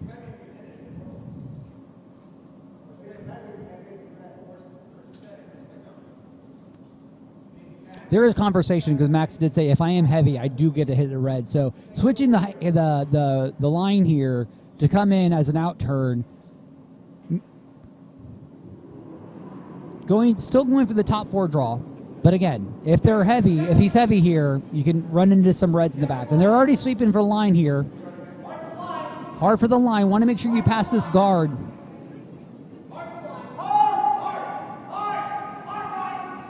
Hard sweep in there. Hard sweep. Just kisses it. However, it's still going. They can get the freeze if they keep going. So the very good result there. They're sitting second shot there. It's definitely going to be a problem for Veltri eventually, but not quite yet. I think right now they try to attack the draw, stay on across the nose of it. I think that won't be a problem.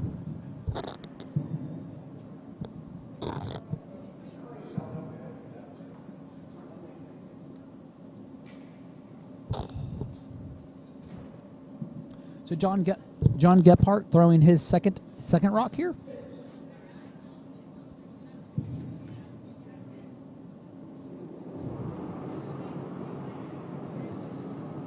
Looks like a draw weight. Looks like maybe top 12 here from the warm room.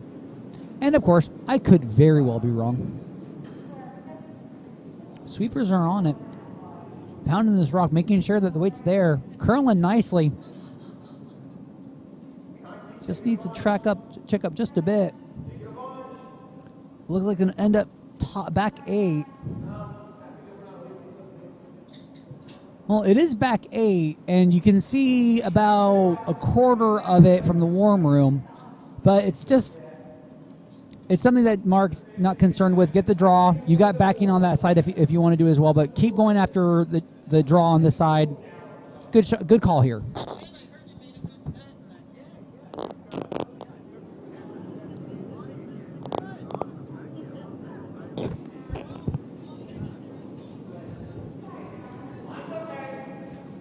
Sweepers are on it for weight. Skip likes the line here.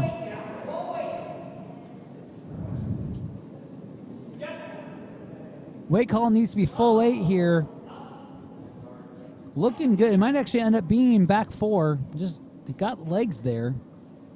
ends up using that thrown red as backing. So yellow is sitting 1 right now. It is, you can see a sub, I'd probably say you could see a sliver of it. Jesse, I heard say I can pick it out.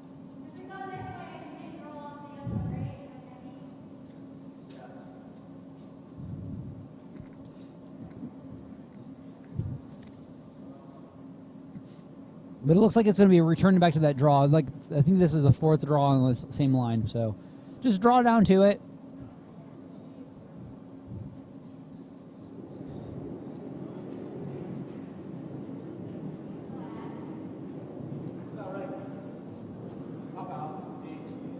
Sweeper's saying that this is top house to tee.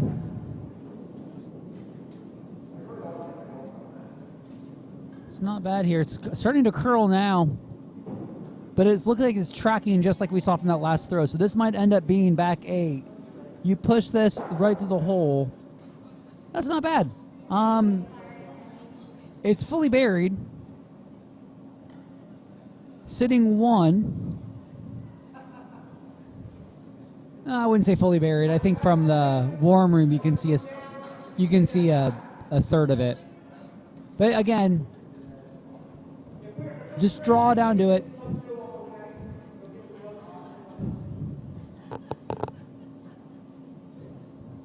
I do like how, just like last end, these two teams are essentially throw the same shot, and whoever blinks first, the opposition will capitalize. So they did it last end with those trading hits.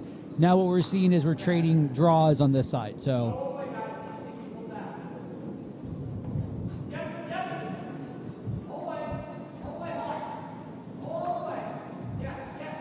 sweepers are on it. The curl is starting a little early. I think it might be down a bit as well.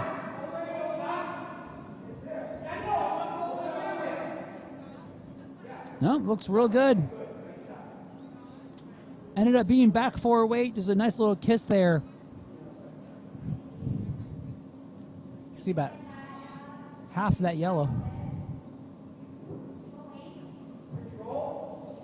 So now we're going to start. Now we're getting into the hit. So it could be a disaster or it could be great. If you cross the nose, you pop both the yellow. If you sit on the high side, you're having 3 yellow rock. You'll have 3 yellow counters here. So get past the guard first, get some curl, make sure you cross the nose. Needs to curl a bit more. So they're on the button, and it's edge on edge, but it's not an easy hit, but it's there.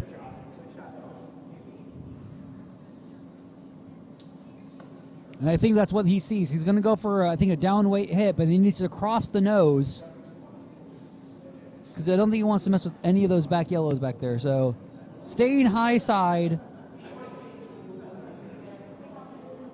Staying high side will probably keep red sitting 1. And yellow will probably end up being 2nd and 3rd and 4th. If it crosses the nose, it'll spill out and just leave the button exposed, but it'll still be a button exposed with them sitting 4. So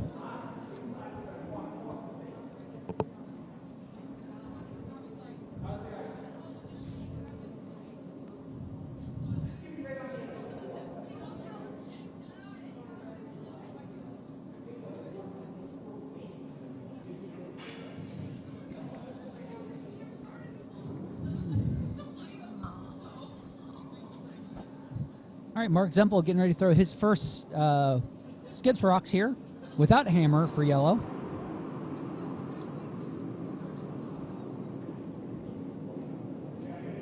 Looks like control down weight. Needs to curl. The curl starting up, I think, about now. Needs to curl. Staying on that high side, but going to end up being just nose.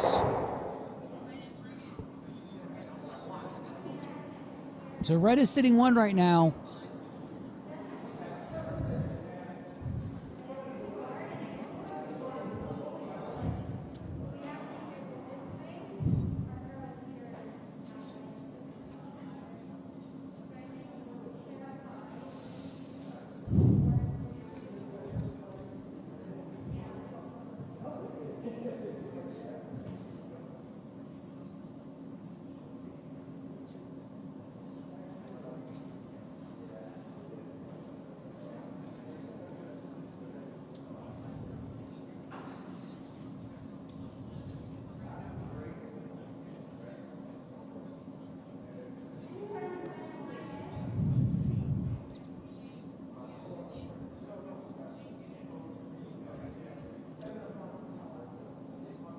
So I believe this is probably going to end up being a guard attempt here.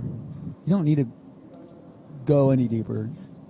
I mean, you can honestly probably freeze to the top yellow, and it won't damage anything.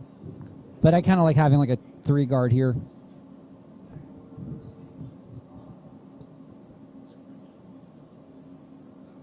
I mean, freezing right down to it's really good too, but I just don't want to run the risk of tapping it. So like keep it in top house.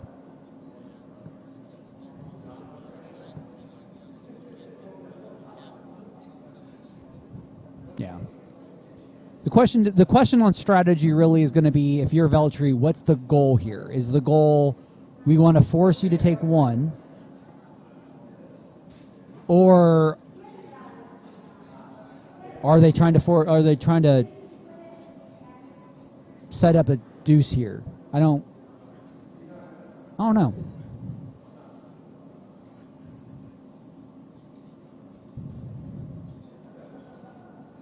I mean, taking the deuce is great, but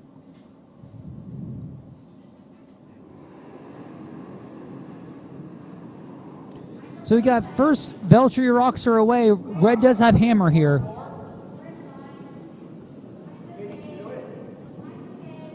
Lines are, Vice is saying lines okay. Needs to make sure it stays, gets to that center line is the goal here. So we're touching the center line, so that's good. Full 12, but biting 12 is not bad.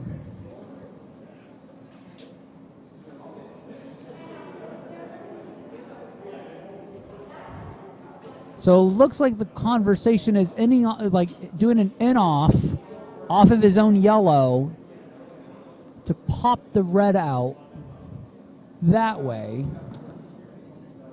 And if this is your last rock, that's probably a good idea. I mean, like, drawing to it's not bad.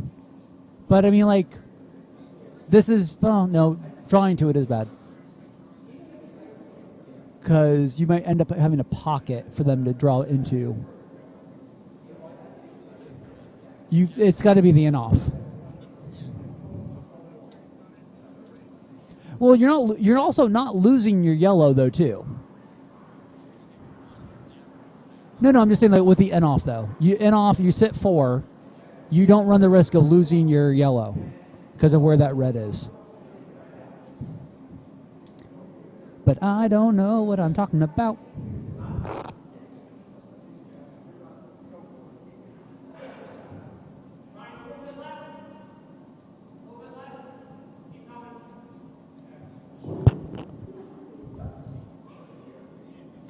If you want to execute this just right, you do definitely need to have control weight here. So tightening up the line. So here we go. Semple throwing his last to the end here. An attempt at the in-off. Looks like it pushed a little bit. Wanted to make sure the weight was there. Looks like it's high. It's going to probably be a nose hit.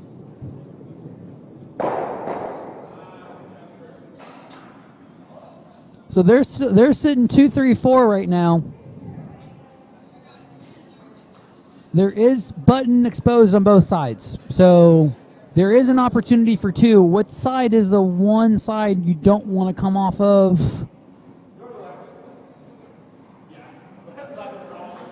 I think the better shot might be his outturn side. Because we've seen how this is moving, but that's a tight line, so that actually...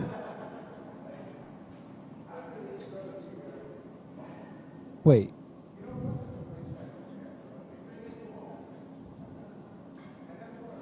That line looks real tight for a draw, though. Oh, he's giving it up. I didn't hear the beer cans. All right. So Veltri gets his 1 here, and is that? That's handshakes. So congratulations to Team Veltri taking the D-Event win with that single shot, with a single score, 7-3 in 7 ends. So congratulations, Team Veltri, and also congratulations for Team Zempel being the event finalists for this 2024 Thrifty. Thank you all very much for joining us and listening to me ramble for the past X number of hours. was a great Thrifty. Thank you very much to our volunteers and our coordinators and our ice crew for taking care of it. And congratulations to all of our winners and finalists. We all hope you had a fantastic Thrifty. Make sure you come back to the YouTube channel in March, where we will be broadcasting the PCC Stone, the Men's Stone event in March, followed by our Jersey Curls, women's Jersey Curls right after, and then the party to end all parties, a spy-themed Bond Squeal for April. Thank you all very much. Have a wonderful rest of your night.